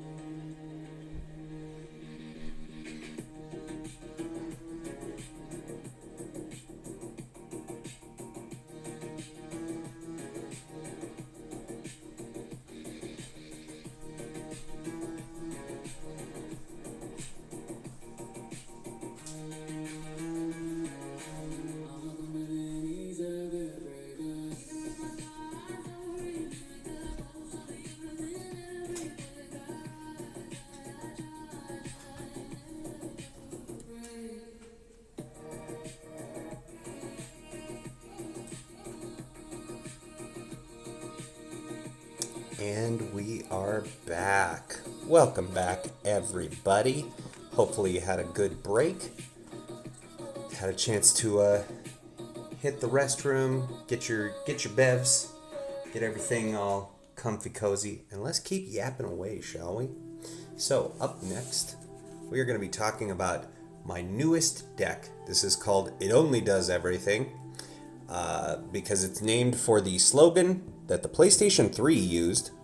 That will become apparent very quickly to you as we continue to yap about these cards. So this is another 5-color deck. This is now my 7th Wooburg deck, if you can believe it. I really like playing 5-color. It's fun, it's dumb, it lets you run the most flavorful thematic cards, and as the Magic Chef, I do build flavor first. So here we have Sisay, Weatherlight Captain, as our commander. She's 2 and a white for a legendary human soldier, power 2/2, and says Sisay, Weatherlight Captain gets +1/+1 for each color among other legendary permanents you control. Also has white, blue, black, red, green. Search your library for a legendary permanent card with converted mana cost, or what's now called mana value, less than Sisay's power. Put that card into the battlefield, then shuffle your library. So we have a repeatable Wooburg tutor on a creature who's getting bigger for each of those permanents we go get, because they're all going to be legendary permanents, as you see. This is a Oops All Legendaries, Oops All Historic deck. So, why is it called It Only Does Everything? Well, because PlayStation did a bunch of secret layers recently. So, we talked about, in our first episode, we talked about Jin Sakai and Aloy. Those are the only 2 PlayStation secret layers. Well, there's one other, but I don't have that one because it got, ridiculous expensive and is hard to get everywhere. Or anywhere, rather. But this is the other ones that I have. So, up first in our creature lists, or in our secret layer lists, we're just going to go by secret layer. So this is the Last of Us 2 secret layer. You can see we have Abby, Merciless Soldier, 1 red-green for a legendary human survivor, 4/4. Says when you cast this spell, create a number of 1/1 black fungus zombie creature tokens named Cordyceps Infected, equal to the amount of mana spent to cast it. So for 3 mana, you're getting 3 1/1 zombies. Okay? Also says Abby enters under the control of an opponent of your choice. So when she enters, you give her to somebody else. Now, why would I want that? Well, because it goes with another card. So she does have partner survivors. You can have 2 commanders if both have this ability. That's not really relevant for this deck, but you can see there's the Cordyceps Infected token. Little 1/1 fungus zombie. But she has that for the other legendary creature that comes in this. Ellie, Vengeful Hunter, is 1 black-red for a legendary human survivor, 3/1. Says pay 2 life, sacrifice another creature. Ellie deals 2 damage to target player and gains indestructible until end of turn. Also has that partner survivors. So you give Abby to an opponent, you make 3 1/1s, you can sacrifice those 1/1s and deal 2 damage to a player. And make Abby indestructible, which is pretty great. I then have a 3/1 indestructible creature, but because this is instant speed, I can use it to save her from a board wipe and deal damage to my opponent. There's a lot of use cases. You are also going to see a lot of tokens that are made in this deck. Also remember that Ellie here is red-black on a legendary, so this is going to give our commander +2/+2 power, making her a 4/4, which means we can tutor up any 3-drop legendaries in our deck. And next we have, Cordyceps Rat King. Now, this is one of the few not legendaries, but it was part of the secret layer. This is a functional reprint of Michaeloth. Costs 3 green for a fungus that is a 4/4 with Devour 2. Devour is a keyword that says you can sacrifice any number of creatures. For each one that you do, this creature enters with 2 1/1 counters. So for 5 mana, I get a 4/4. But if I sacrifice even one other creature, it's a 6/6. Pretty great. Typically, you want to sacrifice a bunch of creatures like, oh, I don't know, all of those Cordyceps infected we made. If we sacrifice all 3 that Abby makes us, this gets 6 1/1 counters. So it's a 5 mana 10/10. That also says at the beginning of your upkeep, create a 1/1 green sapperling creature token for each +1/+1 counter on this creature. So at the start of each of my turns, if this has 6 1/1s, I make 6 1/1 sapperlings. So I'm just filling my board with more stuff. I have sapperling creature tokens. I didn't put them in this because I didn't feel like going and getting them for the deck. So I just have this 1/1 green frog from Final Fantasy because I like the artwork of it. So this is my stand-in for my sapperling tokens. Next we have Ellie's Rage. This is a reprint of Dictate of Erebos.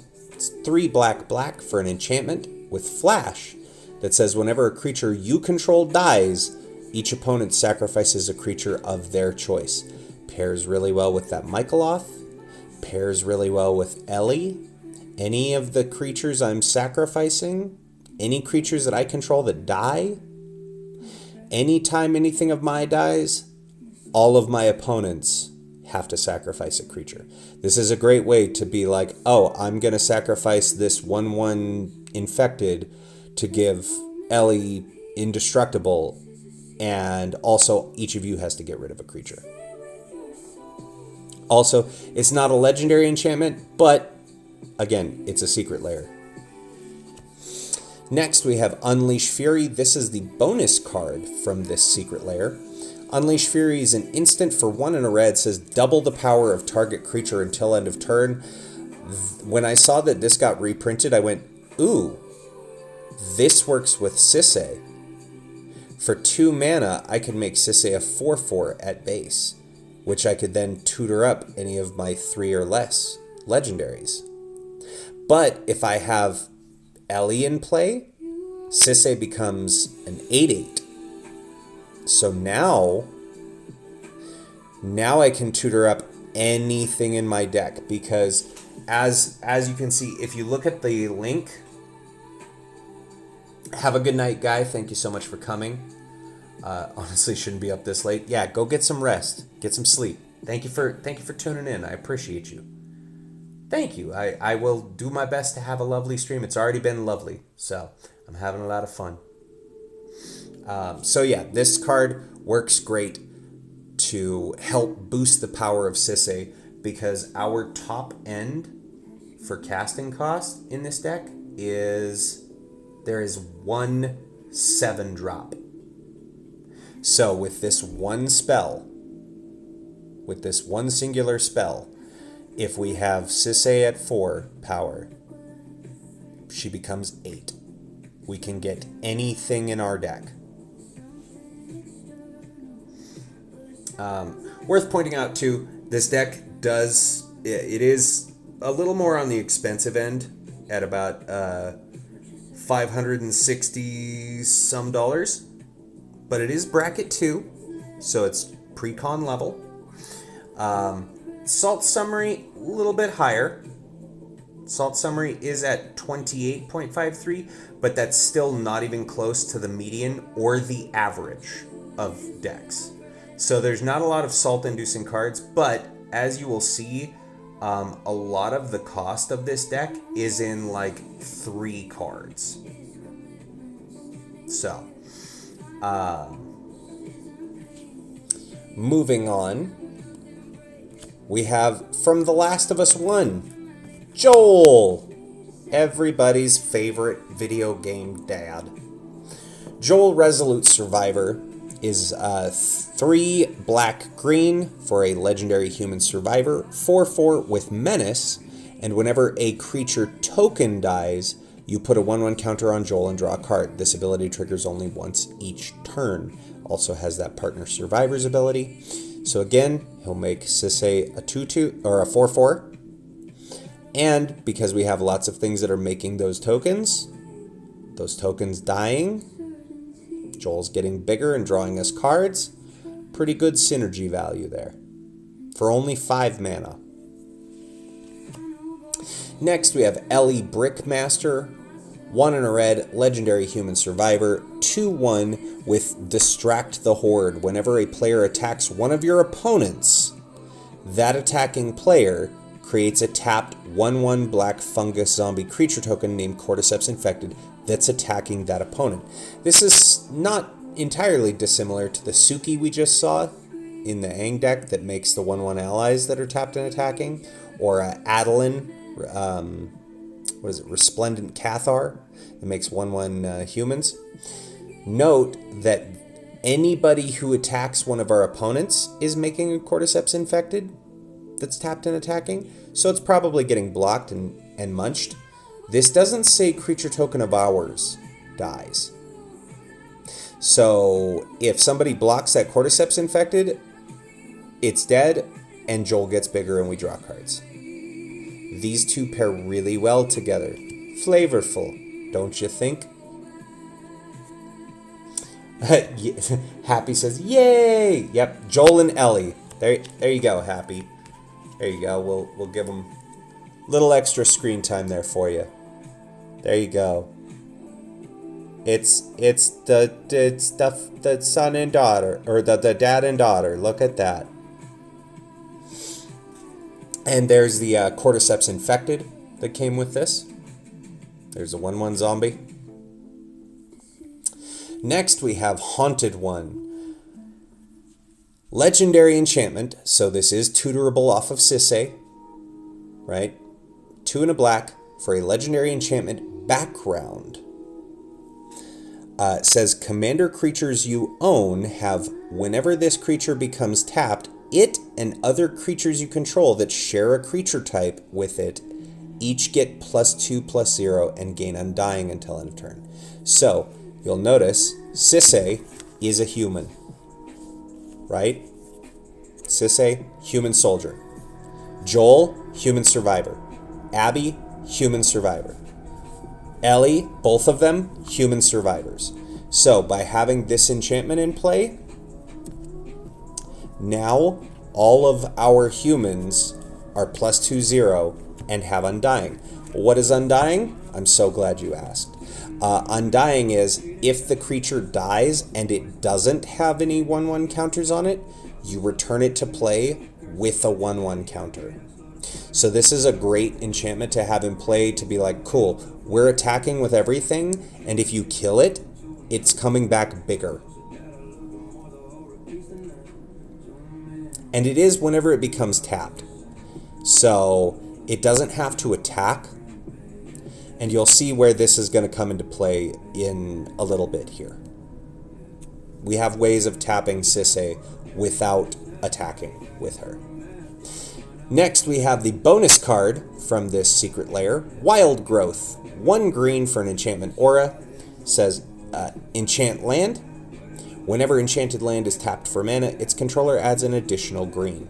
So this is just good ramp, right? I tap 1 land for green, I enchant another land, that land now taps for its mana and a green. Good little mana accelerant. Next we have Cordyceps Incision. This is a functional reprint of Cabal Ritual, a not often reprinted card in my opinion. 1 and a black for an instant that says add 3 black mana. Pretty great. So I spend 2, I make 3. Also has Threshold, which is add 5 mana instead if there are 7 or more cards in my graveyard. So If I have 7 cards in my graveyard, I spend 2, I make 5. That's a very good return on mana spent. Next we have, from Uncharted, the Dude Raider himself, Nathan Drake, Treasure Hunter. Happy you should also be very excited about this boy. Look, it's your boy, Nathan. Nathan Drake, Treasure Hunter costs blue, black, red for a legendary human rogue, 3/2 with first strike, so he deals his damage before other normal combat damage. You may spend mana as though it were mana of any color to cast spells you don't own, or to activate abilities of permanents you control but don't own. So any of my opponent's stuff, I can spend any color of mana to do them. Why is this here? Because whenever Nathan Drake attacks, exile the top card of each player's library. You may cast a spell from among those cards. So this does the Atali Primal Hunger thing of he attacks, everybody exile your top card, and I get to cast one of them. Now it's not free, I do have to spend the mana for it, so it's kind of more of a fair Atali, but still pretty good, in my opinion. Opponents can't get mad at the cards you're casting if the cards that you're casting are just your opponent's cards, you know?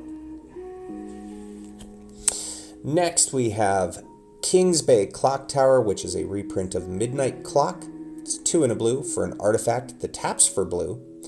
Or, and, I guess I should say, because this ability you don't have to tap to do, 2 and a blue, put an hour counter on this artifact. So I can tap this artifact for blue to pay for the blue in its cost.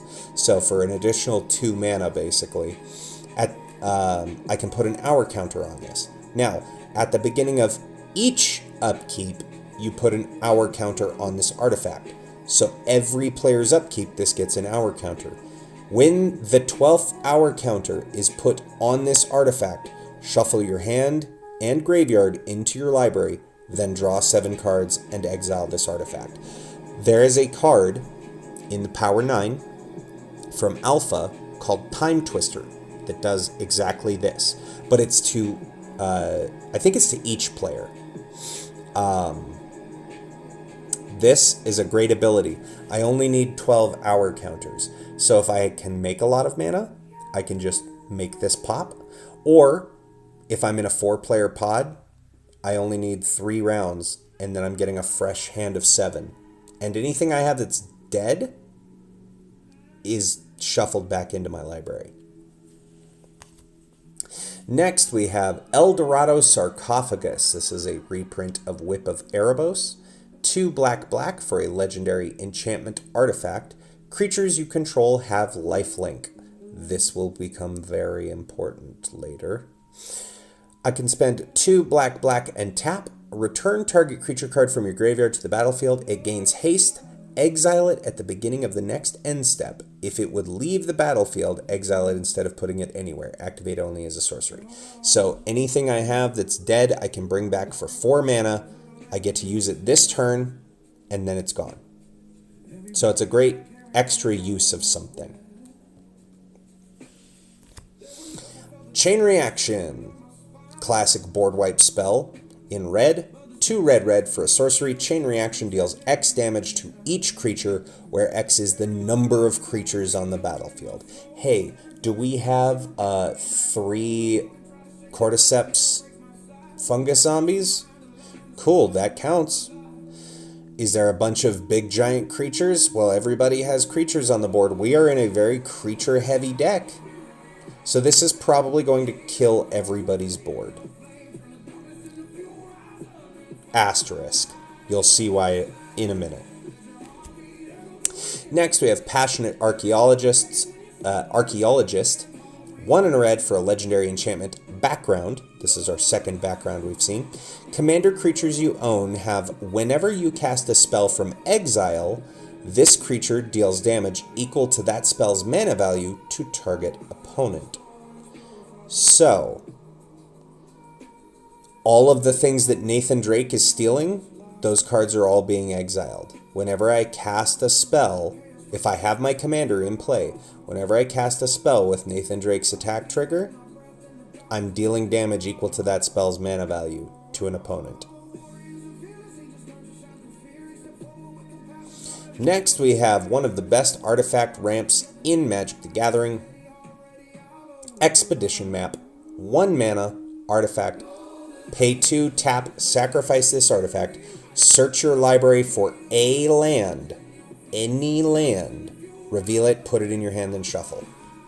This just goes and gets whatever color land you need, any kind of fixing, boom, on demand. Next we have Boy. Read it. Read it, boy. The dad of Boy himself, Kratos' stoic father. 2 red, white for a legendary god warrior. 4/4. Whenever you attack with 1 or more gods, and whenever a god dies, you get an experience counter. So remember we talked about experience counters a little bit in the Avatar deck? So whenever Kratos attacks, I get an experience counter. Or if I attack with another god, experience counter.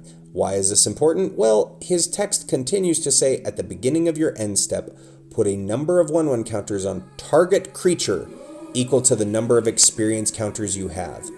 That is wild. Because nothing can interact with those experience counters, right? It's a counter that a player gets. I take it back. There's few things in Magic that can stop you from getting those experience counters, and they're very edge case and niche. And then end of turn, cool. I'm just putting 1/1 counters equal to my experience. So I attack you with a 4/4 Kratos, and then he becomes a 5/5 because I got an experience counter. The next turn I attack you with a 5/5. I'm getting another experience counter. He's now getting 2 1/1 counters because I now have 2 experience counters, and so on down the line. He also has partner, father, and son, new flavor of partner. You can have 2 commanders if both have this ability. Again, doesn't really matter for this deck, but fun, flavorful partner thing. Why does he have partner, father, and son? Well, obviously, because he comes with the boy. Atreus, Impulsive Son, is 1 blue-red for a legendary god archer, 2/4, with reach, so he can block pesky flyers, and for 3 and tap, draw a card for each experience counter you have, then discard a card. A card. Remember how I said Kratos can get out of hand real quick? What if we could draw cards on all those experience counters too? Also, Atreus deals 2 damage to each opponent. So I'm getting card draw, and I'm hitting the table for 2. Also has partner, father, and son. Next, we have Freya, Queen of the Valkyries. This is a reprint of Erois, God of Victory. 2 red-white for a legendary enchantment creature, God. 7/4, indestructible. As long as your devotion to red and white is less than 7, Freya isn't a creature. So, we can't attack or block as long as we have less than 7 red and or white pips on cards, on permanents, right? But our commander is white, so that's 3. Between Freya and Sisay, that's 3 right there. If we have Kratos in play and Atreus, that's 3 more, because we take the 1 pip from Atreus, the 1 red, and we take the red-white from Kratos. That right there, that's 6 on our devotion. 1 more red or white pip, and this is now a 7/4 indestructible creature. But even if it's not a creature, this is where it gets nutty. All of my creatures have menace. Creatures you control have menace, and prevent all damage that would be dealt to attacking creatures you control. So it becomes harder to block my things, and even if you block, my stuff isn't dying as long as it's attacking. So very good card to pair with, to have out when Kratos is in play. Next we have So no head. Mimir's Ancient Wisdom. This is a reprint of Teferi's Ageless Insight. 2 blue for a legendary enchantment. Says if you would draw a card except the first one you draw in each of your draw steps, draw 2 cards instead. Hey, you remember how Atreus... Remember little Atreus here? Who says draw a card for each experience counter you have, then discard a card? This is whenever I draw a card except the first one, I draw 2. So if I have 3 experience counters and I tap Atreus, I would draw 3 cards and then discard 1 and get 2 damage to the table. This says, oh, you're drawing 3 cards? Well, it's not in your draw step, because if I activate this on my opponent's turn, because you can, if I activate this on my opponent's turn, draw 6 cards, discard a card. That's disgusting. So, very good one. Also, I'll show you here, this is a double-sided card. So, it is the same card on the back side, but it's kind of neat that they put in, do you want Mimir's head on Kratos' belt, or do you want him attached to the tree? You can have either. Weird that this is the default side, because I like the happy face. I like that one better. And then here's the bonus card from the God of War Norse Secret Lair. Unbreakable Formation. 2 and a white for an instant. Says creatures you control gain indestructible until end of turn. You remember when I talked about chain reaction dealing damage equal to the number of creatures in play? We can cast that, and with that on the stack, cast Unbreakable Formation. Now all of our creatures are indestructible. And so we just kill everybody else's stuff and ours remains. Also has addendum. If you cast this spell during your main phase, you put a 1/1 counter on each of those creatures and they gain vigilance until end of turn. So the other thing you could do, spend 3 mana in your main phase, move to combat, all of my stuff is indestructible, gets a 1/1 counter, and has vigilance. I'm going to swing out. My opponents can block or whatever. Now we've gone through combat. Okay, now I'm going to cast Chain Reaction and blow up everybody's stuff except mine. This is a great 1-2 punch. And that is our PlayStation Secret Layers. Now into the other creatures in the deck. Starting off, we have Reunion. We have the mother herself. We just saw the dad of boy. Time to meet mommy. Genova Ancient Calamity. This is, of course, from the Final Fantasy set.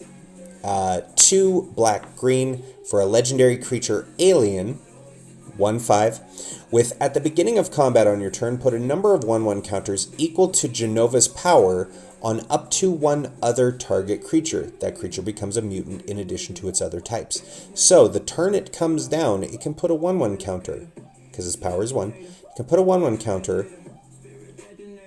on Sisay. So, it's green-black legendary. That's 2 colors. So, Sisay is a 4/4 when Genova hits. We move to combat. Puts a 1/1 counter. Sisay becomes a 5/5. We can now get any of our 4-drop legendary things. And it's going to just continue to make her bigger, too. Whenever a mutant you control dies during your turn, you draw cards equal to its powers. So we could put that 1/1 counter on Kratos. And now we attack with Kratos. Oh, Kratos died? Well, we're drawing cards equal to his power because he's a mutant now.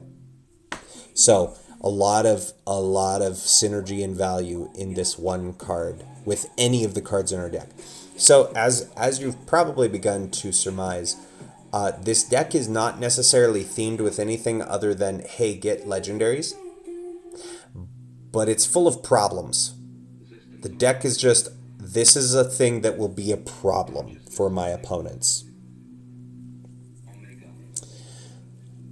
So, next we have Sarah Farron. 1 green-white for a legendary creature human citizen, 2/2. Says the first legendary creature spell you cast each turn costs 2 less to cast. So Sisay costs 1 white mana. If Sarah comes out first, Sisay is 1 white mana. Sisay enters as a 4/4. Pretty great. Also has, at the beginning of combat on your turn, if you control 2 or more other legendary creatures, you may transform Sarah Farron. So again, Sisay counts as one of them. If we have another legendary, we transform Sarah into... Preview for the next card, by the way. Crystallized Sarah becomes a legendary artifact, still green-white, so it still keeps Sisay's power up, and has the same static. The first legendary creature spell you cast each turn costs 2 less to cast, but also now becomes a banner. Legendary creatures you control get +2/+2. So, this alone, we have green and white, which makes Sisay a 4/4, then +2/+2, Sisay becomes a 6/6. So now, for 5 mana, we can get any 5-drop out of our deck. Sarah seemed like an instant include in this deck. Next up, we have Hope Estime. Not sure how you say it. Hope is a white and a blue for a legendary human wizard, 2/2 with lifelink, and at the beginning of your end step, each opponent mills X cards, where X is the amount of life you gained this turn. So you remember when I talked about Whip of Erebos giving all of our creatures lifelink? If we have a big swingy turn, and mind you, remember friends, we have Whip of Erebos gives our creatures lifelink, right? Atreus says he deals 2 damage to each opponent. We're gaining life on that. Atreus is the one dealing the damage. So if Atreus, there we go. Atreus deals 2 damage to each opponent. If he has lifelink, and we have 3 opponents, that's a total of 6 damage. That's 6 life gained. We have Ellie, right? Where is she? Ellie, Vengeful Hunter. I pay 2 life, I sacrifice another creature. She deals 2 damage to target player. If she has lifelink, I also gain 2 life. And she becomes indestructible, so I can then attack with a 3/1, gain another 3 life. Why is this important? Well, all of that life I gained turned into mill. I start milling my opponents equal to the amount of life I gained. I've been looking for a home for this card forever, and I'm so glad I finally found one. Also, only costs 2. Sisay is a 2/2 base. So I could, if I really want Hope to go off, I could just spend the Wooburg mana and have Sisay go get Hope and put him into play. If you didn't know, mill is they take cards from the top of their library and put them into their graveyard. Remember, one of the ways to lose a game is if you have to draw and can't, you lose. Up next, we have Noctis, Prince of Lucis. 1 white, blue, black for a legendary human noble. 4/3 with lifelink, so pairs with Hope, and says you may cast artifact spells from your graveyard by paying 3 life in addition to paying their other costs. If you cast a spell this way, the artifact enters with a finality counter on it. So any of our artifact things, if our opponents are blowing them up, we can just get them back. If our opponents don't like our mana ramp, well, too bad. I'll just cast it again. Also has lifelink, so if Hope is out, I'm milling you for 4 at least. Next up we have Rydia, Summoner of Mist, red and a green, for a legendary creature human shaman. 1/2, with landfall, whenever a land you control enters, you may discard a card. If you do, draw a card. This is mainly in here for that first ability, to help us filter through our hand, if need be. Also, only a 2-drop, so Sisay can get it the turn she comes down. And pumps Sisay into a 4/4 when it hits the table. And then has Summon X, tap, return target saga card with mana value X from your graveyard to the battlefield with a finality counter on it. It gains haste until end of turn, activate only as a sorcery. That is not relevant for this deck, but not a bad little way to filter your hand. And I also just really liked the art. Rydia is a character from Final Fantasy IV that I just really loved. She has a very heartbreaking story, and you can see she's got the Mist Dragon in the background, which is her mom. It's a very pretty art card. Hey, speaking of pretty art cards, dog. Dog. Pet the dog. We have Renoa Heartily, 3 green-white for a legendary creature human rebel warlock. That's a 4/4. Says whenever Renoa Heartily enters, create Angelo, a legendary 1/1 green and white dog creature token. And has Angelo Cannon. Whenever Renoa Heartily attacks, another target creature you control gets +1/+1 until end of turn for each creature you control. So, she comes in, she makes a creature. When she attacks, another creature gets at least +2/+2. If we have Sisay out, that's +3/+3, and so on. You see the synergies there. And there's Angelo. Good dog. Look at the happy dog. Look at the dog. So happy. So dog.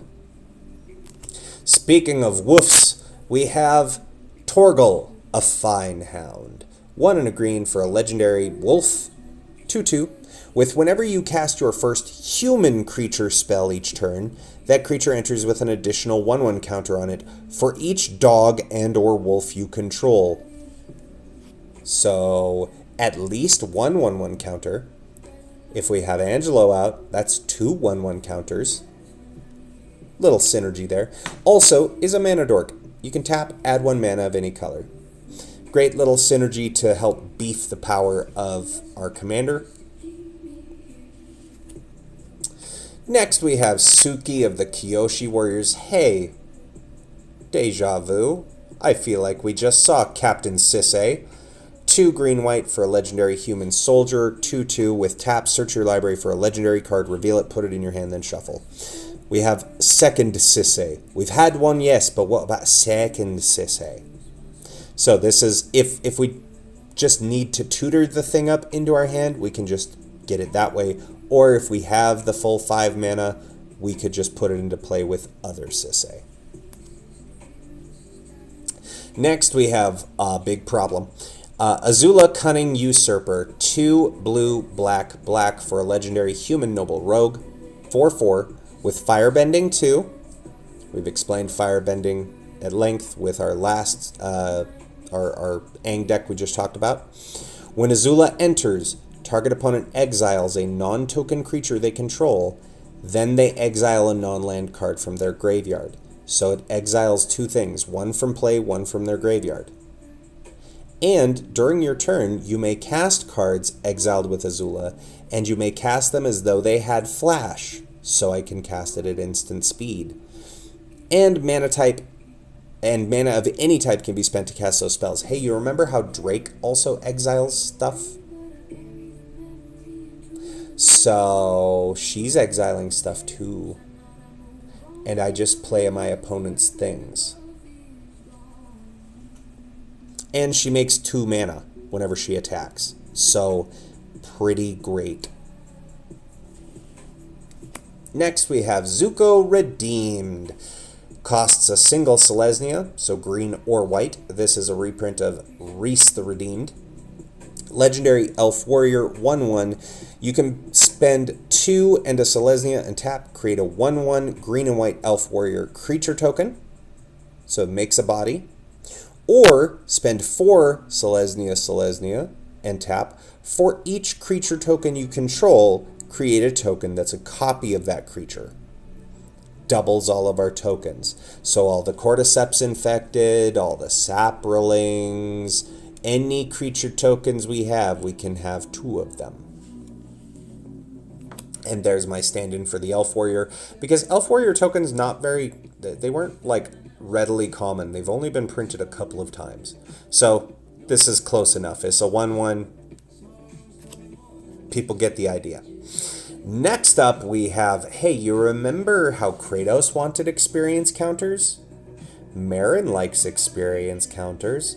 This is Marin of Clan Neltoth, 2 black-green for a legendary human shaman, 3/4, with whenever another creature you control dies, you get an experience counter. Remember, Kratos says that whenever a god attacks or dies, you get an experience counter.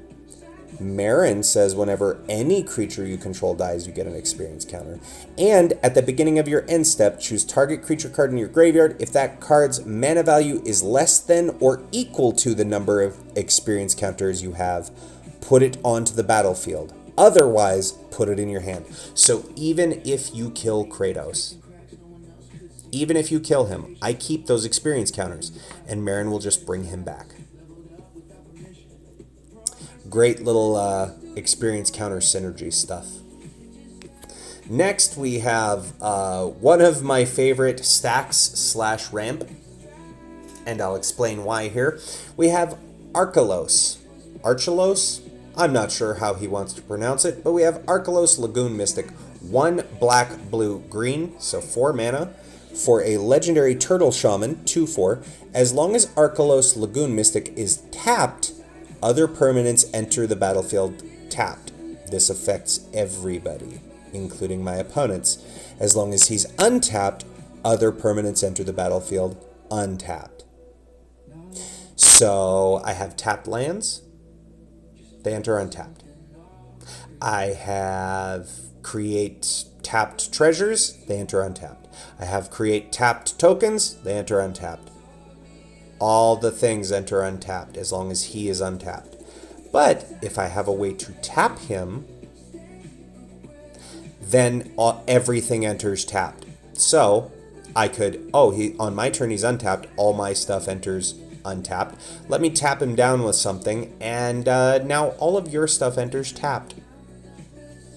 Great little way to slow people down and also accelerate yourself.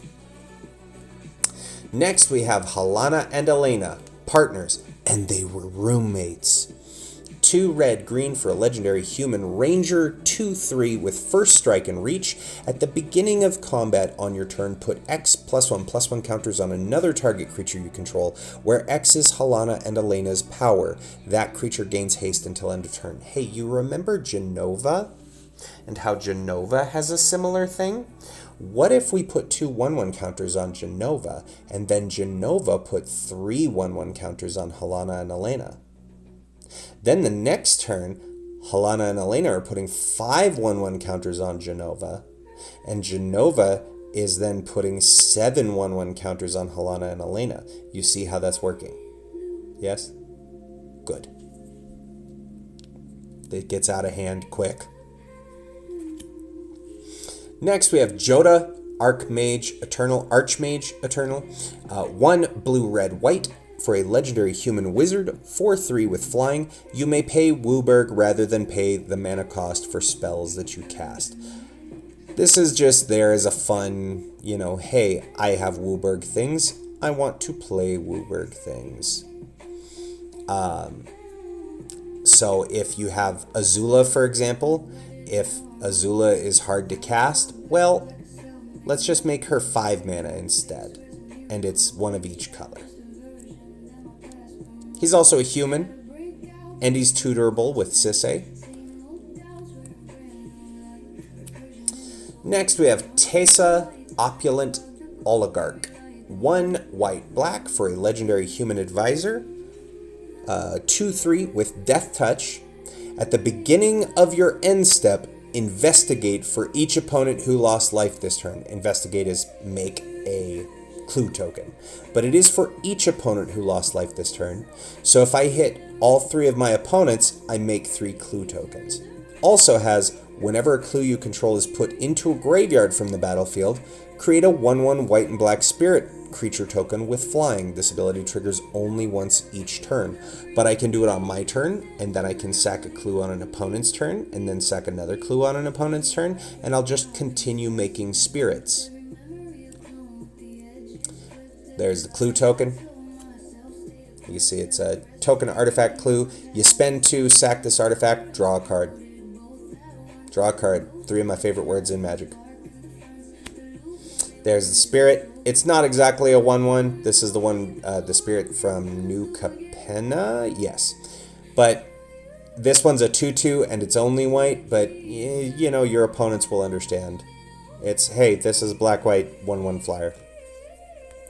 Next up, we have Wrath Capuchin Ship's Mage. 2 white blue, legendary human wizard, 3/3 with flash, so I can cast him at instant speed, and flying. And you may cast historic spells as though they had flash. Historic spells are artifacts, legendaries, and sagas. Now we don't have any sagas in this deck, but we have artifacts and we have a lot of legendaries. What if we could cast everything at instant speed? Pretty great. Up next, we have Joyra, Weatherlight Captain, 2 blue-red for a legendary human artificer. 3/3 says whenever you cast a historic spell, draw a card. Again, artifacts, legendaries, and sagas are historic. So, Wrath gives us all of them at instant speed. Joyra says, cool, draw a card on them. Next up, we have Joyra's Familiar. Because we are a historic-based deck, this was an easy include. 4 mana for an artifact creature bird, 2/2 with flying. Historic spells you cast cost 1 less to cast. All of our stuff is 1 cheaper. All of our artifacts, legendaries, all 1 cheaper. So now they have flash, and we draw a card if we have Wrath and Joyra, and they're all 1 cheaper. That is it for the creatures in this deck. We are going to move along to our non-creature things, of which there are quite a few. But many of them are legendary or at least historic. So we have, this is kind of, I always like to include a, where possible, a backup commander in decks. So this is our secondary commander, or backup. Jared Carthalion costs a full Wooburg, white, blue, black, red, green, for a legendary planeswalker named Jared. Comes in with 5 loyalty, +1 loyalty, create a 3/3 Kavu creature token with trample that's all colors. Boom. The nice thing about Jared here, because he is a legendary permanent that is all 5 colors, if we get Jared into play, Sisay becomes a 7/7. We now can tutor anything with Sisay. And makes us Kavus with trample that are all colors. Pretty great. Also has -3, choose up to 2 target creatures. For each of them, put a number of 1/1 counters on it equal to the number of colors it is. So he makes a 3/3. For -3 loyalty, we could make it an 8/8 with trample. Also, -6, return target multicolored card from your graveyard to your hand. If that card was all colors, draw a card and create 2 treasure tokens. So there's very rare instances where that's going to, in fact, there's no instances in this deck where that will trigger. He's mainly in there for making bodies, being 5 colors, and giving us lots of 1/1 counters. Also has the text, Jared Carthalion can be your commander. There's the Kavu token. Creature's all colors and has trample. Next we have a card that I cannot read in Japanese, but that's okay. because I like to turn art series cards into reminders for any foreign cards I have. So let's have a look here. This is the Earth Crystal. It costs 2 green for a legendary artifact. It says green spells you cast cost 1 less to cast. And if 1 or more +1/+1 counters would be put on a creature you control, twice that many are placed instead. Also has an activated ability for 4 green and tap. Distribute 2 +1/+1 counters on 1 or 2 target creatures you control. Remember, this doubles 1/1 counters. So for 4 mana, or for 6 mana rather, I get 2 1/1 counters on 2 creatures, or it is distributed. So if I choose just 1 creature, I'm putting 4 1/1 counters on it. This, being legendary and green, makes Sisay a 3/3, and then activating its ability, I make Sisay a 7/7. That's pretty good. That's pretty good value. You're going to see the cycle of all 5 crystals, by the way. Next, we have the Darkness Crystal. 2 black for a legendary artifact. Black spells you cast cost 1 less to cast. If a non-token creature an opponent controls would die, instead exile it and you gain 2 life. Also, you could pay 4 black and tap.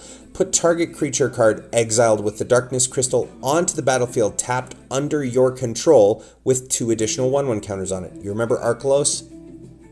Says if he's untapped, stuff enters untapped. I could spend 6 mana. Something of yours died. Hey, exile it. I'm gaining life. And then for 6 mana, it's mine now. It's my thing. That's my thing. And it also has 2 1/1 counters, so it comes back bigger. Also, if I have Earth Crystal, it's getting 4 1/1 counters. Pretty good. Next, we have the Wind Crystal. I am shocked that this is not in more white decks. I would think this would be an easy include into any deck that has access to white. The Wind Crystal is 2 white for a legendary artifact. White spells you cast cost 1 less to cast, and if you would gain life, gain twice that much life instead. Y'all remember Hope S Time? Hope S Time, who has lifelink, and Hope S Time, who says when you gain, like at end of turn, each opponent mills X equal to the amount of life you gained. Hey, remember Whip of Erebos that gives all of our creatures lifelink? What if I gain twice that much life? And then you're milling all those cards at the end of turn. Also, and here's why it belongs in more white decks, 4 white tap. Creatures you control gain flying and lifelink until end of turn. It's Moonshaker Cavalry. I just make a board of flying lifelinkers and I send in the clowns. And then we have Hope that's going to mill out everybody. Pretty fun stuff. Next, we have the Fire Crystal. 2 red for a legendary artifact. Red spells you cast cost 1 less to cast. Creatures you control have haste. How about that? And for 4 red, create a token that's a copy of target creature you control. Sacrifice it at the beginning of the next end step. Michaeloth loves this card. Imagine we put a second Michaeloth into play. We've made so many Saprolings off of the first one. We make a token copy of Michaeloth. We eat all of those Saprolings. Gross. Gross. It can become giant and we send it in the red zone. There's our copy token. I chose the Judy. The Judy copies. Next, we have the Water Crystal. 2 blue legendary artifact. Blue spells you cast cost 1 less to cast. If an opponent would mill 1 or more cards, they mill that many cards plus 4 instead. So again, Hope, we're milling all of our opponents. This is doing that many plus 4. And for 4 blue, each opponent mills cards equal to the number of cards in your hand. So if I have 5 cards, I spend 6 mana, I mill you for 9, and it's each opponent. Mill can exist. Mill is real for Commander. We believe. Next, we have the Regalia. 4 mana, legendary artifact vehicle with haste. Says whenever the Regalia attacks, reveal cards from the top of your library until you reveal a land card. Put that card onto the battlefield tapped, unless we have Arkelos who would put it in untapped. Put that card onto the battlefield tapped. The rest on the bottom of your library in a random order, crew 1. You remember how I was talking about having a way to tap Arkelos? Well, we could use Arkelos to crew the Regalia. That works. Remember the Haunted one enchantment, the background? That when our commander is tapped, all of our creatures that are humans or soldiers will get +2/0 and Undying. If we crew the Regalia with Sisay, that now fires. And other fun bit there, Sisay's ability doesn't tap. We just spend Wooburg, and then we get to tutor stuff. So this is a great way to tap creatures that you need tapped. Next we have Ring of the Lucii, 4 mana, legendary artifact, taps for 2 colorless. You can pay 2 and tap and pay a life to tap target non-land permanent. This is another way to tap down Sisay, to trigger our emblem, or to tap at instant speed can tap down Arkelos. Why? Now you will see, friends, Soul Ring is not in this deck. Why? Because yes, this costs 3 more mana, but it's legendary, so we can tutor it with Sisay, and it has Soul Ring text. So this is our replacement for Soul Ring in this deck, because I could have put Soul Ring in there. But this is more fun, more flavorable. It's fetchable off our commander. It can tap things. It can tap opponent's stuff if need be. It can tap our own stuff if we need Arkelos tapped to make all of our opponent's stuff enter tapped. This card is very good. For a legendary uncommon artifact, I'm surprised you don't see this in more lists. Next we have Thran Temporal Gateway, 4 mana legendary artifact, 4 mana tap. You may put a historic permanent card from your hand onto the battlefield. So, like I said, we do have a somewhat higher curve in this deck. And we have the Sisay, what can tutor things into our hand. We can just cheat it out for any 4 mana and just put it into play. Reminder again, Historica is any artifact, any legendary, and Sagas. Saga's not important in this deck. We don't have any. But this is a great way to just, hey, put a thing into play. Here is 1/5 of, well, actually it's about 1/4 of the deck's cost. Right here, this one card. Amulet of Vigor, 1 mana artifact. Whenever a permanent enters the battlefield tapped and under your control, untap it. This is a modern staple. This is very often used in Lotus Field combo decks. It's mainly in there because we have a lot of tapped lands in this deck, and I don't want them entering tapped.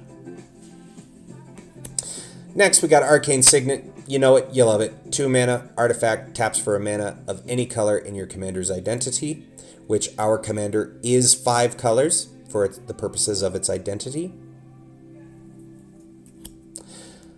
Oh, Rings of Bright Hearth. 3 mana, artifact. Man, whatever they were on in Commander Legends, I want some. Because it must have been really good stuff they were on. Because this card is crack. Whenever you activate an ability, if it isn't a mana ability, you may pay 2. If you do copy that ability, you may choose new targets for the copy. Hey, did you know that Sisay's activated ability that costs Wooburg to get anything and put it into play? That's an activated ability. So for Wooburg and 2, we could get 2 things and put it into play. Just straight into play. So good. You want Ellie and Joel? Boom, go get them both. Easy peasy, lemon squeezy. Next we have World Map, our second map-based land tutor. 1 mana for an artifact. You can pay 1, tap and sacrifice this. Search your library for a basic land, reveal it, put it into your hand, and then shuffle. Or for 3 mana, so only 1 more than the Explorer's map. 3 mana tap, sacrifice this artifact, search your library for any land, reveal it, put it in your hand, then shuffle. So, this card I think is undervalued. It's a common from Final Fantasy. This is Explorer's map, but can get you basics for cheaper, or get you any land for 1 more. It's a second copy of the same card, basically. Next up, we have Elbrus, the Binding Blade. This is the version from the Vault transform, which is the only from the Vault that I ever purchased in my time in Magic, because it had a bunch of werewolves, and I started Magic because of werewolves, so it felt like it was tailored to me. 7 mana, legendary artifact equipment. Equipped creature gets +1/+0. Equips for 1 mana. This is a dumb equipment. Why is this in here? Well, let me finish. When equipped creature deals combat damage to a player, unattach Elbrus, the Binding Blade, then transform it. So we put this on. Creature gets +1/+0. We put this on Atreus, send him in. We put this on Kratos, send him in. Deals damage. And now it comes back as Withengar Unbound. Legendary creature demon. It now becomes black. Legendary, so it does boost Sisay. Flying, Intimidate, Trample. 13/13. So, flying and trample, even if you block it, I'm trampling over. Also has Intimidate. Intimidate can only be blocked by creatures that share a color with it or artifact creatures. So it's hard to block. It also has flying. So not only does it have to share a color or be an artifact creature, but it also has to have flying. And even if it has both of those, I'm still trampling over. And has, whenever a player loses the game, put 13 1/1 counters on Withengar Unbound. Did you know that it doesn't have to die from Withengar? If one of my opponents kills an opponent, he gets bigger. If we mill somebody out with hope, he gets bigger. Anytime an opponent loses the game, he gets bigger. So the first time he's hitting is a 13/13. Then he's a 26/26 if somebody loses. Then he's 39/39, and so on. This massive problem. This is the only 7-drop in the deck. So this is one of the few cards that we can't just go get with Sisay, right? Because Sisay at base, if we have all 5 colors of Legendary, say we have Sisay and Jared, she's a 7/7. It has to be less than her power, so this is the only thing we can't tutor. If we have the colors, we have to get 1/1 counters on her. But you've seen plenty of ways to get 1/1 counters on Sisay. So, we can tutor it, it's just a little more finicky to get. But this is the most expensive casting card in the deck. Everything else, 5 costs. There's no 6s. Next, we have Black Blade Reforged, 2 mana, legendary artifact equipment. Sisay can get this the turn she comes down. Equipped creature gets +1/+1 for each land you control. Equip legendary creature for 3, or equip to anything for 7. Realistically, this is how you're getting the things you need off of Sisay. Sisay is 2 and a white. You could pay the Wooburg, get Black Blade Reforged, put it on Sisay. Now I can tutor whatever I need. Next up, we have Paradise Mantle. 0 cost artifact equipment. Equipped creature has tap at 1 mana of any color. Equips for 1. Hey friends, did you know that Sisay... Oh, Captain, my Captain. It doesn't say she has to tap to do this. And as long as I can pay it, I can keep doing it. You know, if you put a Paradise Mantle on Sisay, she can pay 1 of the mana, and it taps her. How about that? Pretty neat, huh? That now I just spend 4 mana and go get something? Pretty neat little interaction. This, by the way, is the, what was it? City Styles Secret Lair version that we're looking at here. Very cute artwork by Tsubonari. Next, we have Heirloom Blade. Listen, it's like mostly humans in this deck. But also not a bad card to have on Kratos. So, 3 mana artifact equipment. Equipped creature gets +3/+1. And whenever equipped creature dies, you may reveal cards from the top of your library until you reveal a creature card that shares a creature type with it. Put that card into your hand, the rest on the bottom of your library in a random order. And equips for 1. This is a great protection. I put this on Sisay. She now has 5 power. I can get any 4-drops. Oops, you killed Sisay? That's fine. I'll just reveal until I hit another human. Next, we have Amorphous Axe. It's Kratos' axe. This is Kratos' axe. Why? 2 mana, artifact equipment. Equipped creature gets +3/+0, and is every creature type. Equips for 3. Kratos says you want gods to attack. I put this on anybody. It's now a god. Perfect. Now I'm getting more experience counters on any creature that's holding the axe. I'm kind of surprised that they didn't reprint this card in the Kratos Secret Lair. Next, we have Mechanical Glider. 1 mana, artifact equipment, equips for 2. When this equipment enters, attach it to target creature you control. Beautiful. 1 mana, attach to a creature when it enters. And equipped creature has flying. Beautiful. Evasion. I have something big, 1 mana, boom, it's flying, I send it at your face. Next up, we have Avatar Destiny.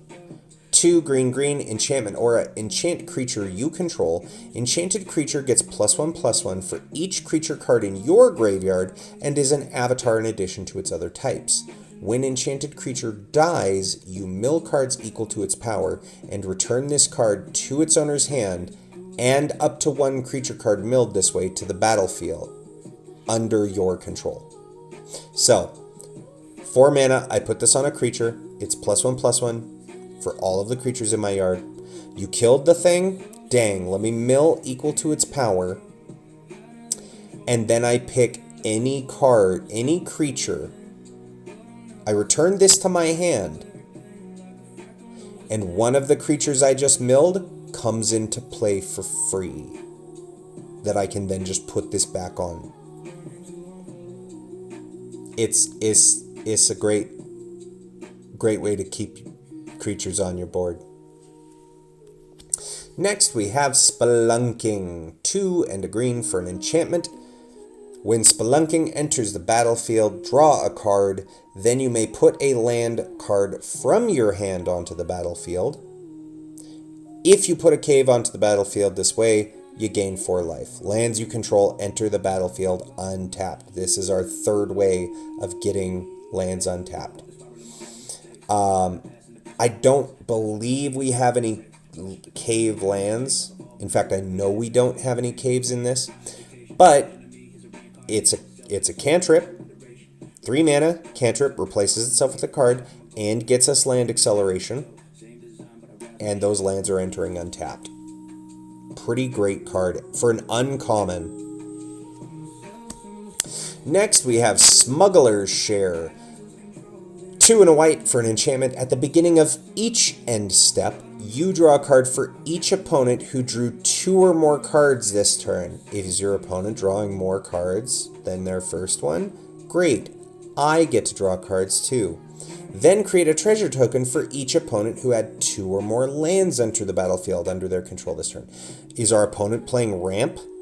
Cool. I'm getting treasures. Remember Teferi's Ageless Insight? This is, oh, my opponent drew a second card off of something. I'm drawing 2 cards. And it is for each opponent on every end step. So if I have another opponent who's drawing cards on an opponent's turn, then I draw for that opponent too. There's our treasure token. My new favorite art for Farseek. Farseek is 1 and a green sorcery. Search your library for a plains, island, swamp, or mountain card. Put it onto the battlefield, tap, then shuffle. I absolutely love this adorable bunny art from Bloomburrow, the Bloomburrow Commander decks. This is my new favorite art for Farseek. And notice that it doesn't say basic. So in a 5-color deck, it goes, hey, what mana do you need? Okay, go get that. Next, we have Reach the Horizon, 3 and a green, sorcery. Search your library for up to 2 basic land cards and or town cards with different names. Put them onto the battlefield, tap, then shuffle. This is, in my opinion, one of the best ramp spells. We saw a lot of play for the... what was it? It was in Ravnica, Guilds of Ravnica, I think. Might have been Ravnica Allegiance, but I want to say it was Guilds. There's one that does this, but for gates, well, towns. Towns are the new gates. So, just good ramp. Next, we that was a sorcery, also. Next, we have Instant Speed Ramp, Prishy's Wanderings, 2 and a green, instant. Search your library for a basic land or town, put it onto the battlefield, tap, then shuffle. When you search your library this way, put a 1/1 counter on target creature you control. It's rampant growth with the added benefit of I could get a town, which I'm probably going to get a 2-color town, and I get a 1/1 counter. Very efficient ramp. And speaking of ramp, let's look at our rampable things, shall we? Here's our land base for this deck. Now, a lot of players will instantly look at this and go, just about every land in this deck enters tapped. What are you doing? Well, I've shown you all of the untapped things, so I'm not worried about them staying tapped. We have Clive's Hideaway. It's a land, it's a town, has Hideaway 4, so when this enters, you look at the top 4 cards of your library, exile 1 face down, then put the rest on the bottom in a random order. Pretty great. You can tap, add a colorless, or pay 2 and tap. You may play the exiled card without paying its mana cost if you control 4 or more legendary creatures. We are absolutely doing that in this deck. We have so many legendary creatures. So I can get any card with this and spend 2 mana and just get it into play. Next up, just spoiler alert, you're going to see all 10 of the 2-color towns. Just heads up. So we're going to read through this one and then just assume that any additional text that isn't the colors, it's all going to be on the same ones for the next 10 cards, right? So we have Windhurst Federation Center. It's a land, town. This land enters tapped, unless we have our untapped stuff. Taps for a green or a white. And next in the cycle, Treno Dark... Whoop, I grabbed 2 by accident. There we go. Vector Imperial Capital. It's the red-black. Treno Dark Capital. It's the blue-black. Sharlayan Nation of Scholars, the white-blue. Insomnia Crown City, the white-black. Guadosalam Farplane Gateway, the green-blue. Gungaga Reactor Town, the red-green. Gone Town of Ruin, the black-green. Barren Airship Kingdom, the blue-red. Ravenaster Royal City, the red-white. And now we're on to the tap lands from Avatar, the same 10 that you saw in the Avatar deck. So here again, Meditation Pools, it's a land, enters tapped. This one taps for green and blue, and you can pay for tap and sacrifice this land to draw a card. It's just extra late game draw, and if we have Teferi's Ageless Insight, we are paying 4 for drawing 2, which is pretty good. And then again, this is going to be the cycle. So Omashu City is the red-green, Kyoshi Village green-white, North Pole Gates blue-white, Serpent's Pass blue-black, Misty Palms Oasis white-black, Airship Engine Room blue-red, Boiling Rock Prison black-red, Sunblessed Peak red-white, Foggy Bottom Swamp black-green, and that's it for that cycle. Now, this is why Farseek. So, Farseek gets us any plains, island, swamp, or mountain. We have 5 of the Surveil lands in this deck, which makes up another hefty chunk of the price of the deck. These lands, in my opinion, are, and I think a lot of people will agree, are better than the Temple of lands, the ones that enter tapped and scry. So let's look at Hedge Maze here. Hedge Maze is a land forest island, so it's fetchable off Farseek. Taps for a green or blue. Hedge Maze enters the battlefield tapped, unless we have an untapper, and when it enters the battlefield, Surveil 1. You look at the top card of your library, you may put it into your graveyard. So we can set up our top deck. Next we have Commercial District, just like Hedge Maze, except it's a mountain forest. So it does the same things, but taps for red or green as well. Then we have Meticulous Archive, the white-blue, same thing. Plains Island, still surveils. We have Thundering Falls, Island Mountain, enters tapped, surveil, taps for blue or red. And Lush Portico, the green-white. Again, Forest Plains, taps for a green or a white, and surveils. Then we have Command Tower, add 1 mana of, it's a gold land, it'll tap for 1 mana of any color in your commander's color identity, which is all 5 colors. Then we have our 3 basic fetchers. Terramorphic Expanse, it's a land. You can tap and sacrifice Terramorphic Expanse, search your library for a basic land card, put it onto the battlefield, tap, then shuffle. Evolving Wilds, same exact text as Terramorphic Expanse. You tap, sack, get a basic, put it into play tapped, then shuffle. And the newest in that cycle, Escape Tunnel. Honestly, I like this better than both of those, though, because it has that same text, tap and sacrifice, search your library for a basic land, put it onto the battlefield, tap, then shuffle. But you could also tap and sacrifice Escape Tunnel. Target creature with power 2 or less can't be blocked this turn. Do we just absolutely need to get Hope S-Time through for 2 damage so we can mill 2? Sure, that's a great way to do it. You can also use this in politics, too. Because it is target creature, it could be anybody's creature. So you can do a little politicking if you need to with this. And then our 5 basic lands. It's the same Chocobo cycle that we just saw in the Avatar deck. We have the Chocobo Plains.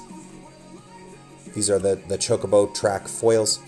Island. Chocobo Swamp. Chocobo Mountain,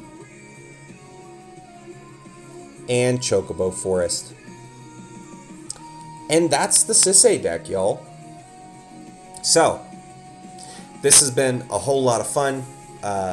Let me get a little sneaky peeky for y'all. Next week, we are going to talk about 2 more 5-color decks, one of which you'll get to see the partner mechanic.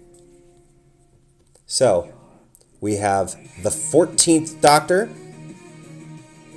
and his Doctor's companion, Clara Oswald. We're going to talk about my Oops All Doctors deck with all the fun Doctor Who nonsense in it. Because Clara, you can choose a color. That color can be black. If we pair it with this one, who's 4-color, then we have 5-color. We can run all the Doctors.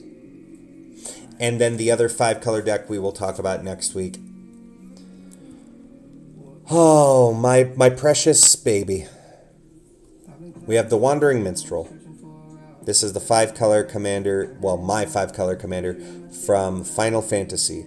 This is my Oops All Final Fantasy commander deck. So, we will talk about, what did I name the decks? Oh, it's Skittles. Because you're going to taste the rainbow. Or Hooniverses Beyond, as I like to call it, as another subtitle. And then Listen to My Story. This may be our final chance, because I like Final Fantasy X. So, those are the decks we will talk about next week. Same time, 8 p.m. MST on episode 3 of Such a Brew About Nothing. Let me go ahead and flip the camera around here. So, thank you so much, friends, for hanging out and checking out these Magic decks with me. It's been a whole lot of fun. I've really had a great time talking about Magic cards with everybody and showing off decks.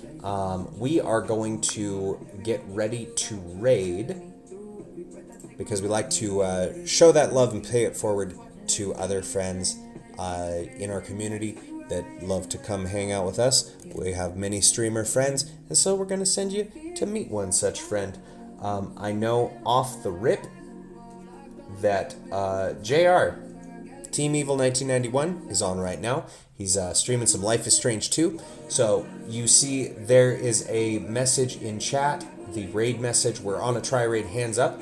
That is, if you are not subscribed to the channel, you can copy that message and get ready to paste it in JR's chat when we go. Or the following one, sub raid. If you are subscribed to the channel, I know it doesn't show the emote, but it's fine. I promise if you copy and paste it and you are subbed, it will work.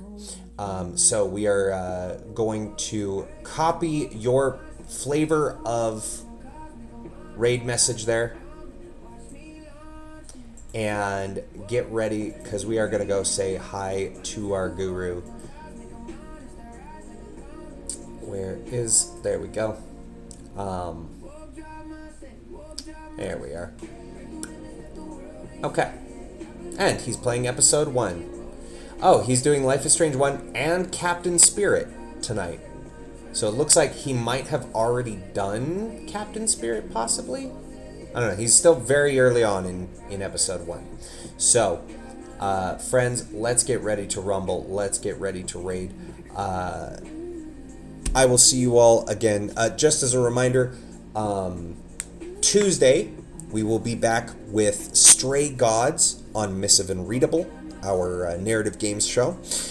We are going to be doing a red run. So if you watched the stream we did for it last week, that was an all green run where we did all of that option. We're going to be doing all of the red options, which will be more rock and more in your face. So we will do that on Tuesday at 8 p.m. MST.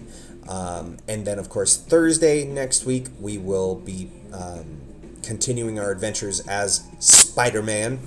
This guy. That guy. A Spider-Man. A Spooderman. In Spider-Man Remastered from Insomniac. We'll be continuing that adventure. Then on Saturday, we will be jumping back into Indiana Jones and the Great Circle. Specifically, we are going to do the Circle of Giants DLC next week, because it apparently falls right in the section we're at. And I don't want to close out that mission without doing all the DLC stuff. So we'll be doing the DLC next time on Epic Solo. And then, of course, next Sunday, we will be back with Such a Brew About Nothing, Episode 3, talking about 2 more stupid Wooberg decks that I made that are all Universes Beyond stuff, because I like the things that Magic is making. I like the universes they're visiting. It's all a lot of things that I enjoy. And I can't wait for Turtles. Ninja Turtles is coming out in like a month. It's less than a month. It's 4 weeks. It's 4 weeks. Ninja Turtles comes out in 4 weeks. I'm very excited. But, friends, we're going to start that raid going. Until the next time, I've been trying. You've been amazing. Take care of yourselves and each other, and may the decks be ever in your favor. Y'all have a good night. We'll see you again real soon. Take care, everybody. And let's raid.